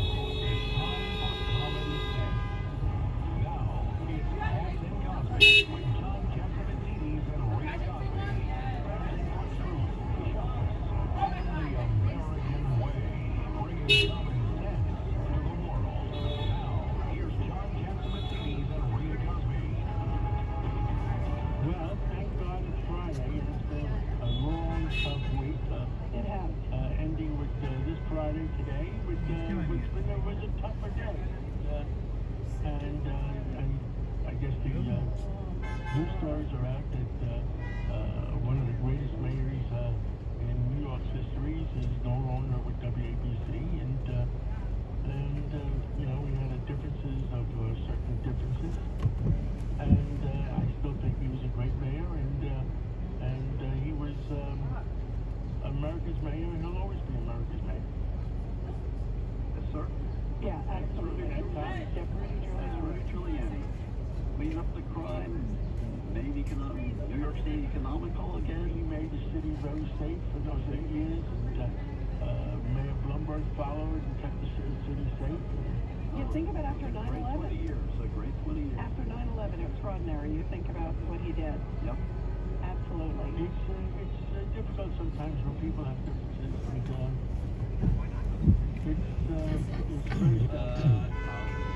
Well, by the way, did you see what's the latest since you guys on President Biden? Now they have drafted articles of impeachment against him, but everyone's talking, even a number of Democrats, about sort of the betrayal of Israel. There were dozens of Democrats who actually wrote to the White House and said that they're very disappointed that withholding weaponry. Did you ever imagine that had come? It is what President Trump was impeached for with respect to the Ukraine. Same thing. Putting the arm on someone to do something that they wanted to do, and that's exactly what happened here. The difference is that this is a clear abuse, and I have the resolution right in for me. Yep, Corey Mills of Florida. That's right. This is an abuse of power, and facts spell it out. Whereas Trump, What are we talking about first? Talking about the withholding of weaponry to Israel, and Joe Biden saying it's been funded by Congress, which has no right to withhold, has no right to impound that. Okay, this is a much more Right to withhold? No. No, it does not have a right to withhold. And presidents sometimes assert that right, but they do not have it. Mayor, Governor Patterson, your thoughts? In a situation like this, I think what's really the worst part of it is what the president did in the last couple of days as opposed to the impeachment. And if that becomes the major story, they're not going to be able to get him out. What I think they should do is to keep pounding the fact that we left Israel to stand alone against a multitude of Arab nations. And by the way, at a time where they are surrounded, I mean, can you imagine after we brought up 9/11 before, can you imagine after 9/11 if suddenly we ended up, somebody said, you got bin Laden surrounded, but could you wait? Because we don't want to give you the weaponry. We would say, are you kidding me? We would go crazy, and that's what happened. Surrounded by Arab nations. These are Islamist terrorists. Big difference. And they're right in the back of and they're all funded by Iran. So all this does is embolden Iran and sends a message to U.S. allies: you cannot depend on the United States of America with the Biden. And the real problem is what they're withholding are things that create precision instruments that would save civilian lives. That's what's being held in part here. Right, that's the irony of it all. That's the irony. Terrible. It's just for political purposes, by the way. That's what makes it even worse. And by the way, Congress came out today. We heard from a number of senators who came out and said they were not told about it until Biden suddenly goes in an interview and brags about withholding the weaponry. And they agreed to it. Remember, that's the other issue, too. 25 Democrats have been taking Biden and the Biden administration task to do this. Not just Republicans. It's not a partisan issue. This is how you sell out an ally that's turned in times of existential crisis. Absolutely. By the way, you have an update also on the Ethics Commission. Yes. Andrew Cuomo is out to destroy the Ethics Commission because they want to take back the $5 million they got for selling his book. Because he didn't tell them that he was going to use state employees to do it when they cleared that he could write that book. And now a second problem has involved, and that is he had a cover-up going on while he was trying to sell his book about the way he forced nursing homes to take people infected with COVID virus, and that killed thousands of elderly people in nursing homes. Now, how many ethics commissions? This is like the third one, right? And he could succeed here, too. Because it is a delegation of powers, not to government officials, but to private individuals, the dean of law schools, of all the law schools in New York State. In other words, it's for language of how it was created. It's how it was created, Yep. yes. Very interesting. Yes. Wow, God. Andrew Cuomo is right on this attack on the merits. On the ethics. But he's wrong about the reasons for it. And the discussion. But on the litigation itself, he's absolutely right. Law school people should not be making these appointments. When you got millions in your campaign account that you use to litigate, sometimes you find some good reasons to litigate. Well, speaking of a good lawyer, we have one now, John Yoo, who is the Deputy Attorney General. He is also now a professor of law at the University of California, Berkeley, one of the great legal minds out there. And John Yoo, we're thrilled to have you here on Cast and Cosby. We want to talk about the Trump trial with you because, boy, what a wild day it has been. And then it looks like Michael Cohen is going to be on Monday. What do you think's ahead for Michael Cohen? First, I share all your guys' skepticism of law professors. Don't give them any power. Dangerous to the country. Can we quote you? Yes, you can. So then, what we've seen this week, actually, is a demonstration of how weak the prosecution's case is. You know, of course, we were all, I think many people were wrapped at the news coming out of the testimony. But then what some Daniels had to say, salacious and lurid as it was, did almost nothing to prove the charges. The charges about whether Donald Trump tried to defraud using bookkeeping, which he was trying to do allegedly to make an illegal campaign contribution to himself. that case is yet to be made. In fact, if the evidence stopped now, any honest judge would have to dismiss this case. So what does the prosecution do? They're distracting the jury. They're presenting almost like a reality TV show in front of the jury to get these images burned in the minds of the jurors. Whereas the real case only revolves around Michael Cohen, who we're going to hear on Monday, and about writing checks to Stormy Daniels. What did Donald Trump know? What did he intend? What was he thinking when he signed these checks over to Michael Cohen? That's the real trial. That's why we had to hear a whole week of this, because unfortunately the prosecution doesn't have a lot of facts and a lot of good evidence to back up the real charges. Now, you know what's interesting, Professor? What's fascinating is there's 2 witnesses next week, they're saying. They said that there's 2 left, and that they expect they'll probably wrap up the case, the prosecution side of it. It sounds to me like they're going to put somebody after Cohen, right? So what are they going to do to kind of do cleanup on aisle 7, I guess, after Cohen with his credibility issues?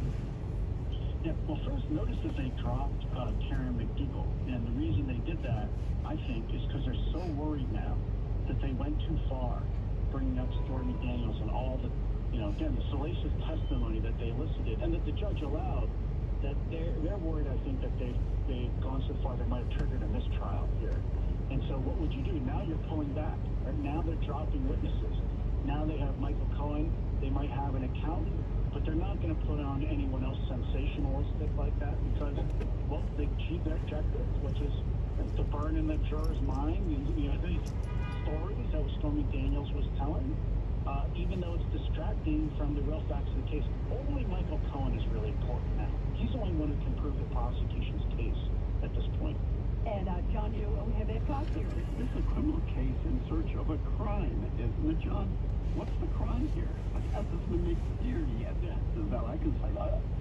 Yeah, I love the way you put it, Mayor. What they're doing is they're putting Donald Trump, the man, on trial, not the crime of accounting fraud or illegal federal campaign contributions, which Manhattan PA is not even allowed to charge. And I think Donald Trump, he gave this kind of angry screed when he came out of court today, but he did make a good point. Could you imagine, and Mayor, you know these guys, could you imagine Cyrus Vance or Morgenthau in these cases? No, I wrote a tweet on this and ended it with Bob Morgenthau is rolling over in his grave over this. Yeah, and that's on GOP chair, GOP chair, and we have in the studio with us Governor David Paterson and Judge Richard Weinberg, who also serves as mayor, by the way. Honorary mayor. John, me as a grocery man, as a layman, I am shocked at the disrespect of the rule of law that's going on in our system the last couple of years. Mm-hmm. But think about it this way, as you know, particularly in a city like New York, the police, the prosecutors, they can't do their job unless they have the cooperation of the people, of the public. Right? Who calls the police to tell them a crime's going on? Who are the witnesses that provide the prosecution with their evidence? If it looks to the people of New York, the city of New York, the state of New York, that you've got prosecutors singling out people because of their politics, or they've got prosecutors and police and investigators going over that just because they don't like the man. It's not about the crime, it's about they just don't like the man. I worry that the rule of law is going to be undermined, the public won't support it, and then the police and prosecutors won't do their real jobs, which is to protect the safety of the people who live in the city. Yeah, I agree. By the way, speaking of sort of lopsided law, John, in the middle of all this, Michael Cohen, the one thing I thought was interesting in court today, the judge did say to the prosecution, you should kind of keep your witness that's coming up, Michael Cohen, in check. He didn't give him a gag order, though. And here's Michael Cohen. He is all over TikTok. He was wearing a shirt. I couldn't believe it today. He was wearing a T-shirt that has Donald Trump behind bars in a jumpsuit. He's trashing Trump left and right, and yet there's no gag order on him. And yet here's the former president of the United States, the defendant in this case, who can't say a word. What does that say about the system of justice in this country? Because the gag order relates to being in court. It doesn't, or being in court and then going outside of the court and speaking. But he still can't say anything. I thought that's ridiculous. I'm sorry. That is ridiculous. That's preposterous. Let our guest respond. Actually, I like hearing you guys fight. Can you do a little more? All right, here we go. Go ahead. No, go ahead, John. Come on, get in the fight. Yeah, we're having fun. I was just kidding. No, look, I think this just shows, I think the judge, I'm not going to question his integrity or attack him for being partisan. I think he's just a little in over his head on this because, look, if this was a normal trial with, say, a mafia guy or a drug guy, then this kind of gag order would be appropriate. Well, what this judge hasn't done is shape the order to this unprecedented circumstance. You've got a guy who's a defendant who's the leading candidate for president right now. The First Amendment is about letting us engage in speech about political, our politics, our self-governance. And then it's kind of like the cat's out of the bag. I mean, it doesn't do any good now to say control Michael Cohen after he's had free reign, making his views known and attacking for the last few months. It's kind of like what this judge did with Stormy Daniels. He's like, at the end, he's like, well, maybe we shouldn't have let some of that in. And then he blames Trump's lawyers for it. But it was his decision to let it, be a free-for-all. I think it's the same thing here, that it's too little too late now. So the answer is not to say caution Michael Cohen, it's just say the answer is freeing Trump, right? That would make things equal. Yeah, sure would. Judge Weinberg. John, good to talk to you again. You and I know what this is about. This is in his courtroom. And the fact of the matter is what Judge Marchand is trying to do is he's trying to clean up the mess that he made for purposes of his zeal. That's what this is about. The same way he says he's never limiting instruction on jury instruction. Now, you know, when trial judges write jury instructions, is again to clean up errors they've made on evidentiary rulings. Stormy Daniels should never have been allowed to take the witness stand. She had no relevant evidence, and the prejudicial impact clearly outweighed any probative value. I submit there was no probative value given the charges here. As I've learned, this is my first day of law school, the right answer is always, yes, Your Honor. John, everyone, we love having you on the show. Thank you. Let me elaborate, because that's what you also get to do after you say, yes, Your Honor. You're right. So the only thing I would say is, how can you fix this? So I totally agree. A trial judge, they're going to try to fix it all at the end where they made mistakes, like letting Stormy Daniels testify in the first place, and then letting her go on and on.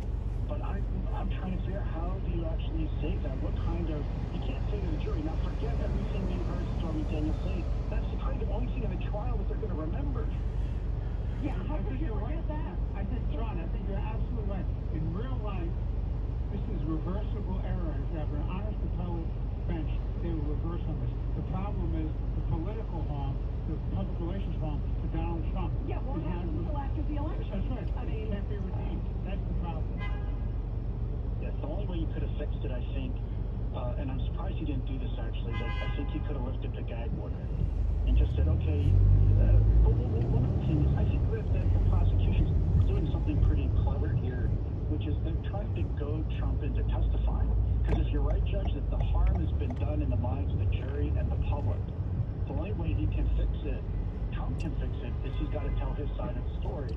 But I think it would be crazy for him to go on the stand under oath where he could be convicted of perjury and put in jail right away. And plus, that's what they're testing it to do. And what Marchand also ruled is that they can allow in the record for purpose of cross-examination test credibility the findings of the other case for the judge in Gorin in the civil case that Tish James brought, the Attorney General of New York, to cross-examine that on dishonesty. So in other words, they've set Trump up. He's in a box. That's the problem. Yes, and you can see Trump. Look, I hear he knows a little bit about gambling, I hear. So, why he might say, hell, let's roll the dice. Yeah, he might. It might turn out. It might turn out. And then I think that the lawyers make it come out. Yeah, the lawyers. But you know how hard it is, sir? Even these lawyers can't get any worse. Or maybe it can get a little worse.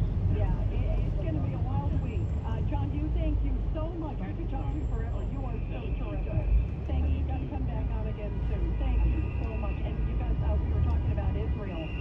Now we have former Deputy National Security Advisor K.T. McFarland. And K.T., really quick, your reaction to what Joe Biden has done, saying he's withholding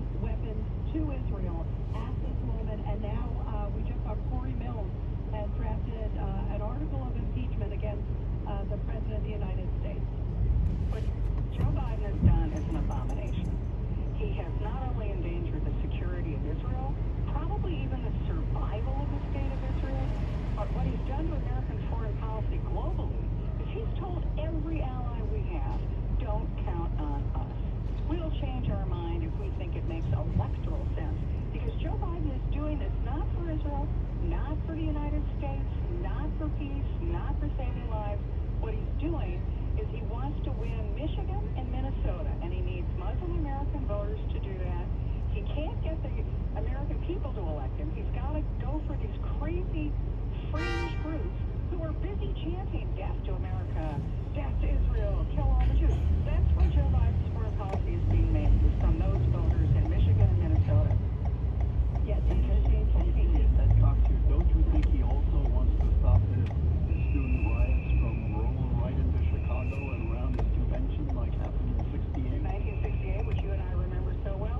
Yes, yeah, ma'am. that's the third political reason that Joe Biden cares about this. Again, nothing to do with Israel, nothing to do with American foreign policy, nothing to do with the world. It's all about Joe Biden getting reelected. And to me, that is the definition of an abomination, is that we elect people to be our leaders, to take strong, principled stands. And if the population disagrees, convince us why we should think differently. We don't elect people who are going to try to fight both sides in order to get reelected. And this is all about Joe Biden getting reelected. Governor Patterson. So, KC, as you remember, in 1984, Walter Mondale won the state of Minnesota and didn't win another state in the whole union. And so, my feeling about this is that President Biden is going to hurt himself as much with Democrats as with Republicans. Well, I would ask you, because you guys are all New York politicians, especially you, Governor, does this put New York in play? Probably not, but I think it wins New Jersey easily. And give me another week, I'll tell you about New York. Governor, if 100 votes were cast for Robert F. Kennedy, how many of those 100 belong to President Biden and how many belong to President Trump? Good question. If 100 votes were cast for Robert Kennedy, mostly Biden, it would be Biden. I would say 75-25. Yeah, 75-25, sure. Absolutely. I would too. Well, here in New York, it's only a 10-point difference in the polls, latest CNN poll, which tends toward Democrats, and it's only a 10-point difference in Biden and Trump. Which is amazing. I'm talking about RFK. Yeah, the RFK, and that would take even more away from Biden. KT, your thoughts? Can I just quote Barack Obama and say, never underestimate the ability of Joe Biden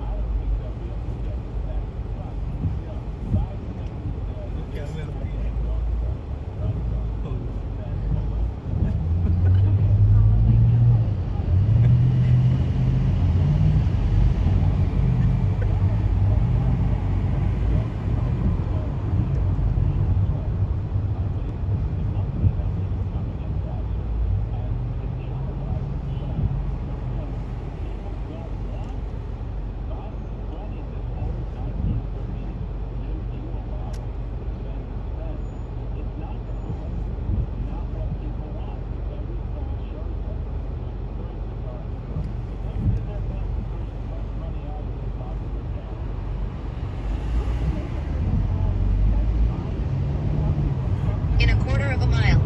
Use the right 2 lanes to continue on State Route 139 west to US 1 and 9, I-280 toward Pulaski Skyway, Kennedy Boulevard.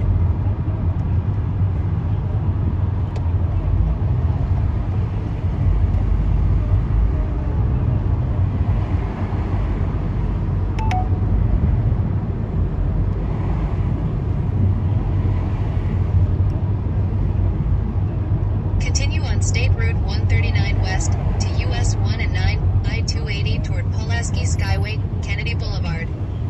Then exit right to New Jersey Turnpike to I-78, I-95.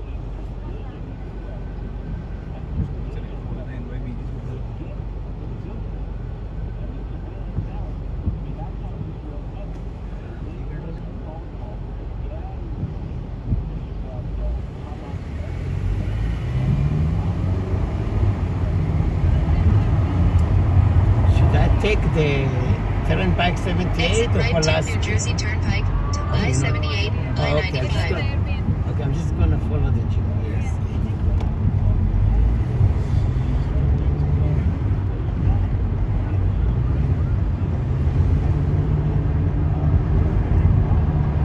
In 2.4 miles, take exit 14B, Jersey City, Liberty State Park.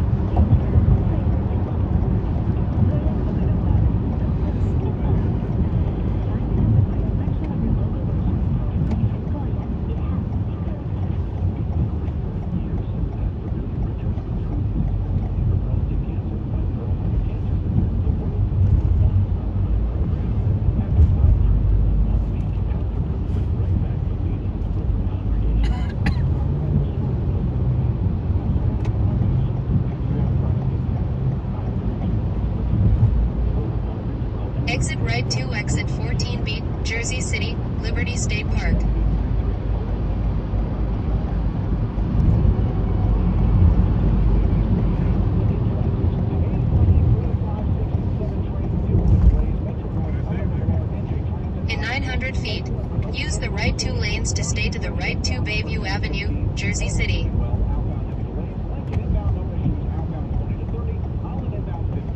Stay to the right 2 Bayview Avenue, Jersey City.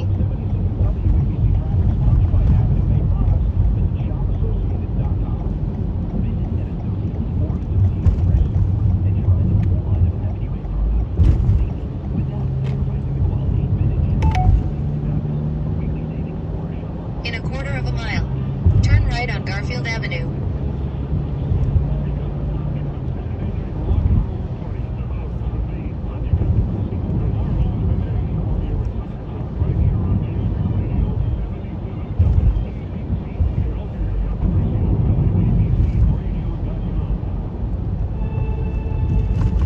Use the right lane to turn right on Garfield Avenue.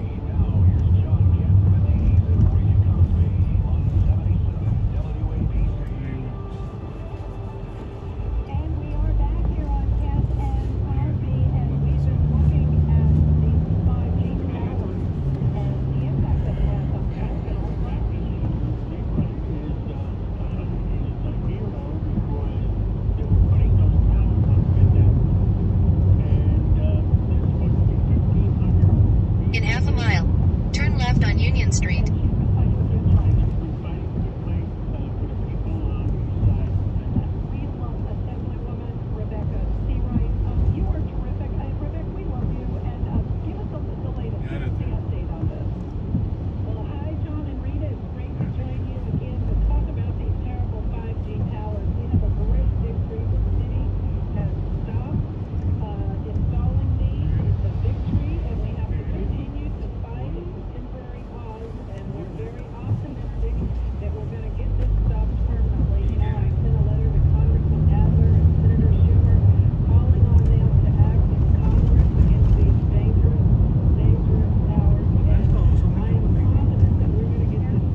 In 1,000 feet, turn left.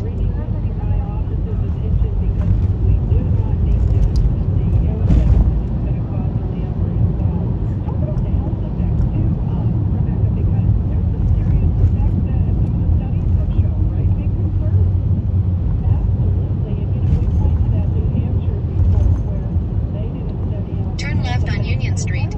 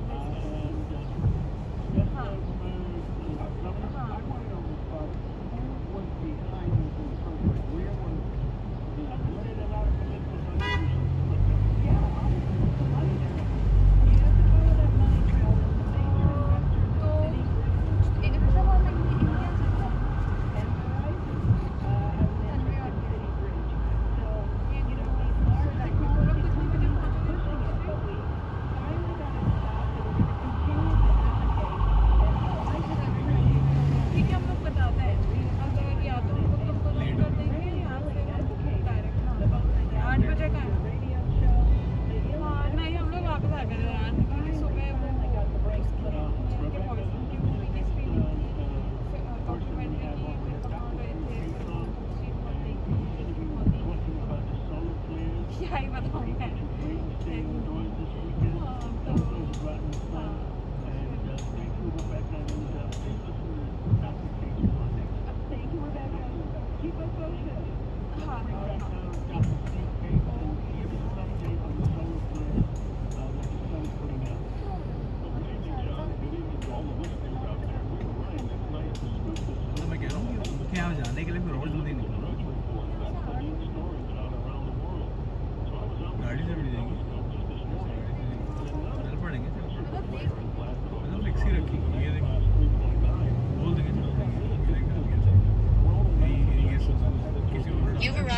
destination.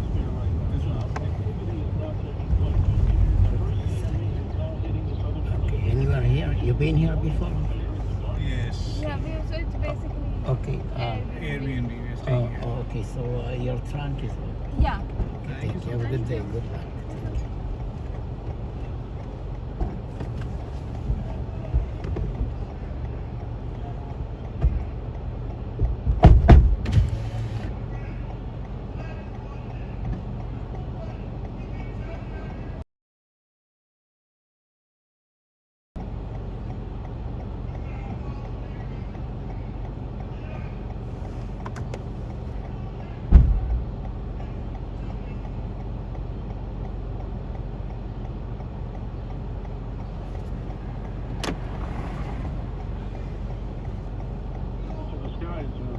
Obviously, we don't know what will happen to, our infrastructure with communications and such. Yeah, that's what I was going to ask Dr. Scott, because I was seeing, and by the way, it was a huge headline we talked about on the Drudge report.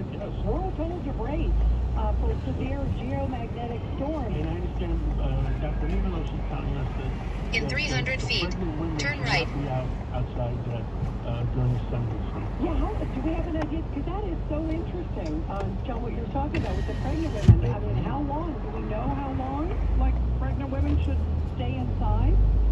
Well, really, this whole storm is going to last all weekend long. So if anybody, from the beauty side of this, I've observed the auroras when I lived back in the New York area years ago. Turn right on 2nd Street. To see with, even a moon in the sky. So this whole phenomenon is going to take place mostly all weekend. Remember, this is the first of 6 of these CMEs. Now, to put this in perspective very quickly, in March In a quarter of a mile, turn right on Communipaw Avenue. A gigantic solar flare on the X scale. It was a 15, larger than some of these. But what it did, John, and everybody listening, is it wiped out the electrical grid in Quebec. It literally just wiped out the entire electric grid there, and 30 million people were in the dark. So we hope that doesn't happen. I mean, this is not an exaggeration. But like Dr. Mikolos is saying, any way you can shield yourself from the sun, that's a good idea, and particularly for pregnant women, I would take his advice. Dr. Scott, any idea if the grid goes out, how long it stays out? Good question, John. I don't know that. I mean, I have zero answer on that. I was being honest with you. But the phenomenon here is very interesting because look how obviously we are so dependent on electronics in our lives, and that's an understatement. So we haven't seen, other than earlier this year, we still never got an answer. Remember, folks, when that cellular system went down, we never really got a good answer as to what really was the culprit behind it. We were told different stories. And John, I don't know, and not to alarm people, I've been talking to so many in the transmission and electrical world, and they're saying we're so dependent on China now to replace these big transformers. And even if this were to knock us out for a period of time, and even turn right on Communipaw Avenue.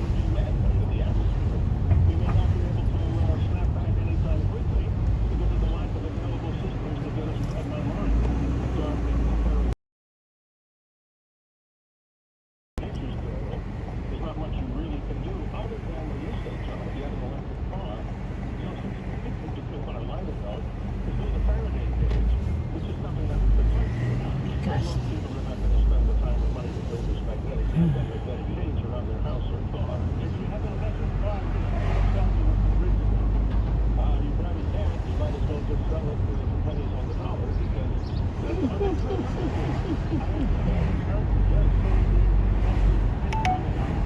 In a quarter of a mile, turn left on Grand Street.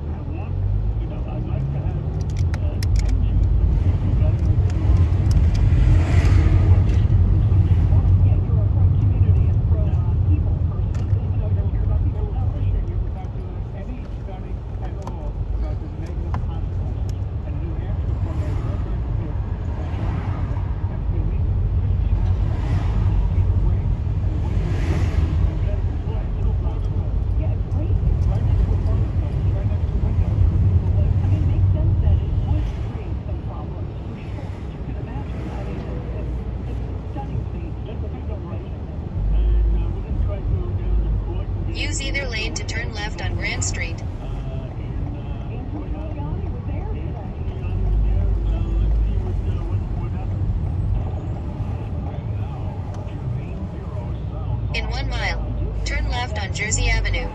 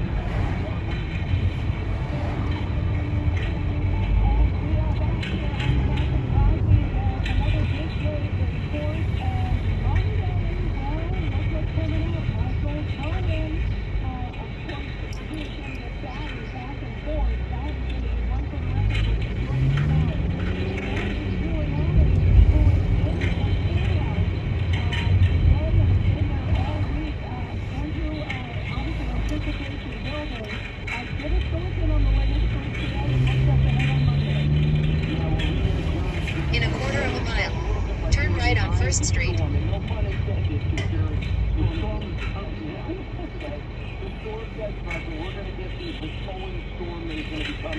On Monday, Tuesday, and expecting even Thursday of next week. Madeline Westerhouse, the former executive assistant to the president, who sat just a few short steps away from the Resolute desk, gave us her testimony earlier this morning. That testimony yesterday, I thought, was a very, very strong character witness for the president, even though the prosecution called her. She said that she and Melania used to laugh a lot together in the Oval Office. They had a very special relationship. I thought if this was a trial, in fact, about trying to paint Trump as a bad guy, that was a great moment for the Trump team. And most of the day, it was only a half-day session they let out in In 1,000 feet, turn right. Testimonials from employees at AT&T and Verizon about phone records, and they had the paralegal from the DA trying to basically verify the metadata on some of these texts. All setting up what is going to be a wild 2 days in court with Michael Cohen coming in on Monday. So what do you think is going to happen with Michael Cohen? Because they're saying it's going to be a couple days when he's on the stand. And we already saw we of course saw when they were doing the cross-examination of Stormy Daniels. There was a lot of facts about her talking to the kid, all the money stuff, all of that. That was one for the record books, Andrew. So you can imagine what they're going to do with Michael Cohen. I mean, he's already, he's been charged with perjury, convicted, for time, and also, they're going to witness. You said this now you're saying this. Boy, that's going to be an interesting cross-examination. Yeah, and Rita, John, all of the other witnesses that have interacted with Cohen in the past, they've all testified witnesses at this point that they had verification Cohen at some point in their relationship because they had caught in line. Both even testifying saying Michael Cohen likes to consider himself a fixer while he only has to fix things that he previously broke. So they've already basically painted in the prosecution's witnesses as somebody that cannot be trusted. I wonder if they have tried to break him to cross-examine him and show him. If we're moving a little bit that case, now, I'm sure actually because your lawyers in the room, I'm sure if you had a positive grade, look at it as well. But what would you do if you had a guy who obviously has these issues of proof? Would you try to dirty at least get it all out there before the cross-examination? How do you handle that? I'll leave that to your honor, but I do recall back in 2014, it was delegated by Donald Trump to say that he wanted to run for governor. Michael Cohen spent the first 5 minutes saying that he was going to be the next mayor of the city of New York. At that point, I knew it was certifiable. How would you handle Michael Cohen? Well, I think Michael Cohen is going to be interesting because he's going to be the John Green of the 21st century. Because everybody played his testimony in 1973. It didn't turn out to be as dramatic as what the this is going to be. But if I were the prosecution, I think I would just, I don't think I would prolong his I think the prosecution would see the problem is that this is witnesses and it's sensationalized and it's staying on so long that I think it's starting to look not as credible as they were when the trial started. That's a nice way to say it. Just one word. The classic answer to this is you get out in front of it and you put it out there so that you try to anticipate the attack on cross-examination. But the smarter move for the prosecution would have been if they had to rely on Cohen's entire case, he's not going to be close at all. He has so many lies there, Judge. When you were a judge for how long? 15 years? 15 years. And a witness comes up that has told so many lies. Turn right on 1st Street. The question is, are you lying now or are you lying now? Right then, that's the refrain. Are you lying now? You're lying now. Keep doing it. You're lying now, you're lying now. And the fact of the matter is, what we Thomas are wired out on TikTok trying to make money off it. The detectives got apart the amount of money. I was just that picture up there, because you just said, he was just on TikTok a few days ago, slamming the president, and he's wearing a t-shirt of Trump behind bars. I mean, In a quarter of a mile. 6 o'clock, we're gonna close the live. Yeah, 6 o'clock, it's time to close the live.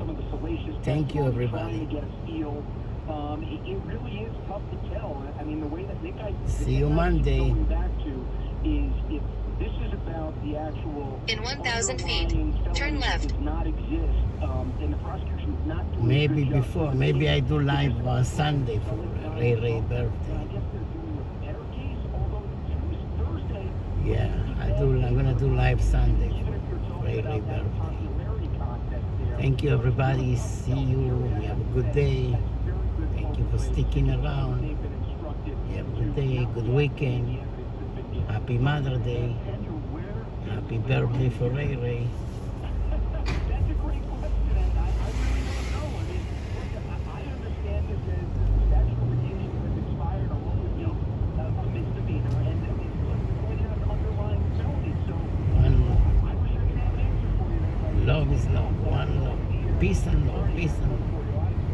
Gee, by the way, I heard that Bragg, the DA, actually came in court today. That was an interesting moment. They sat in the front row. Peace and love. Peace and love. Were you there? Did you see that? Yeah, it's very rare. He has not come in until today. He got in there, and that was very surprising because we have not seen it. It was something that was commented on by all different forms of media here. And Bragg had not been in there, and he made his first appearance. And it'll be very interesting to see with a witness like Cohen whether or not. Peace and love. Peace and love. Peace and love. Peace and love. Yeah, good weekend, everybody.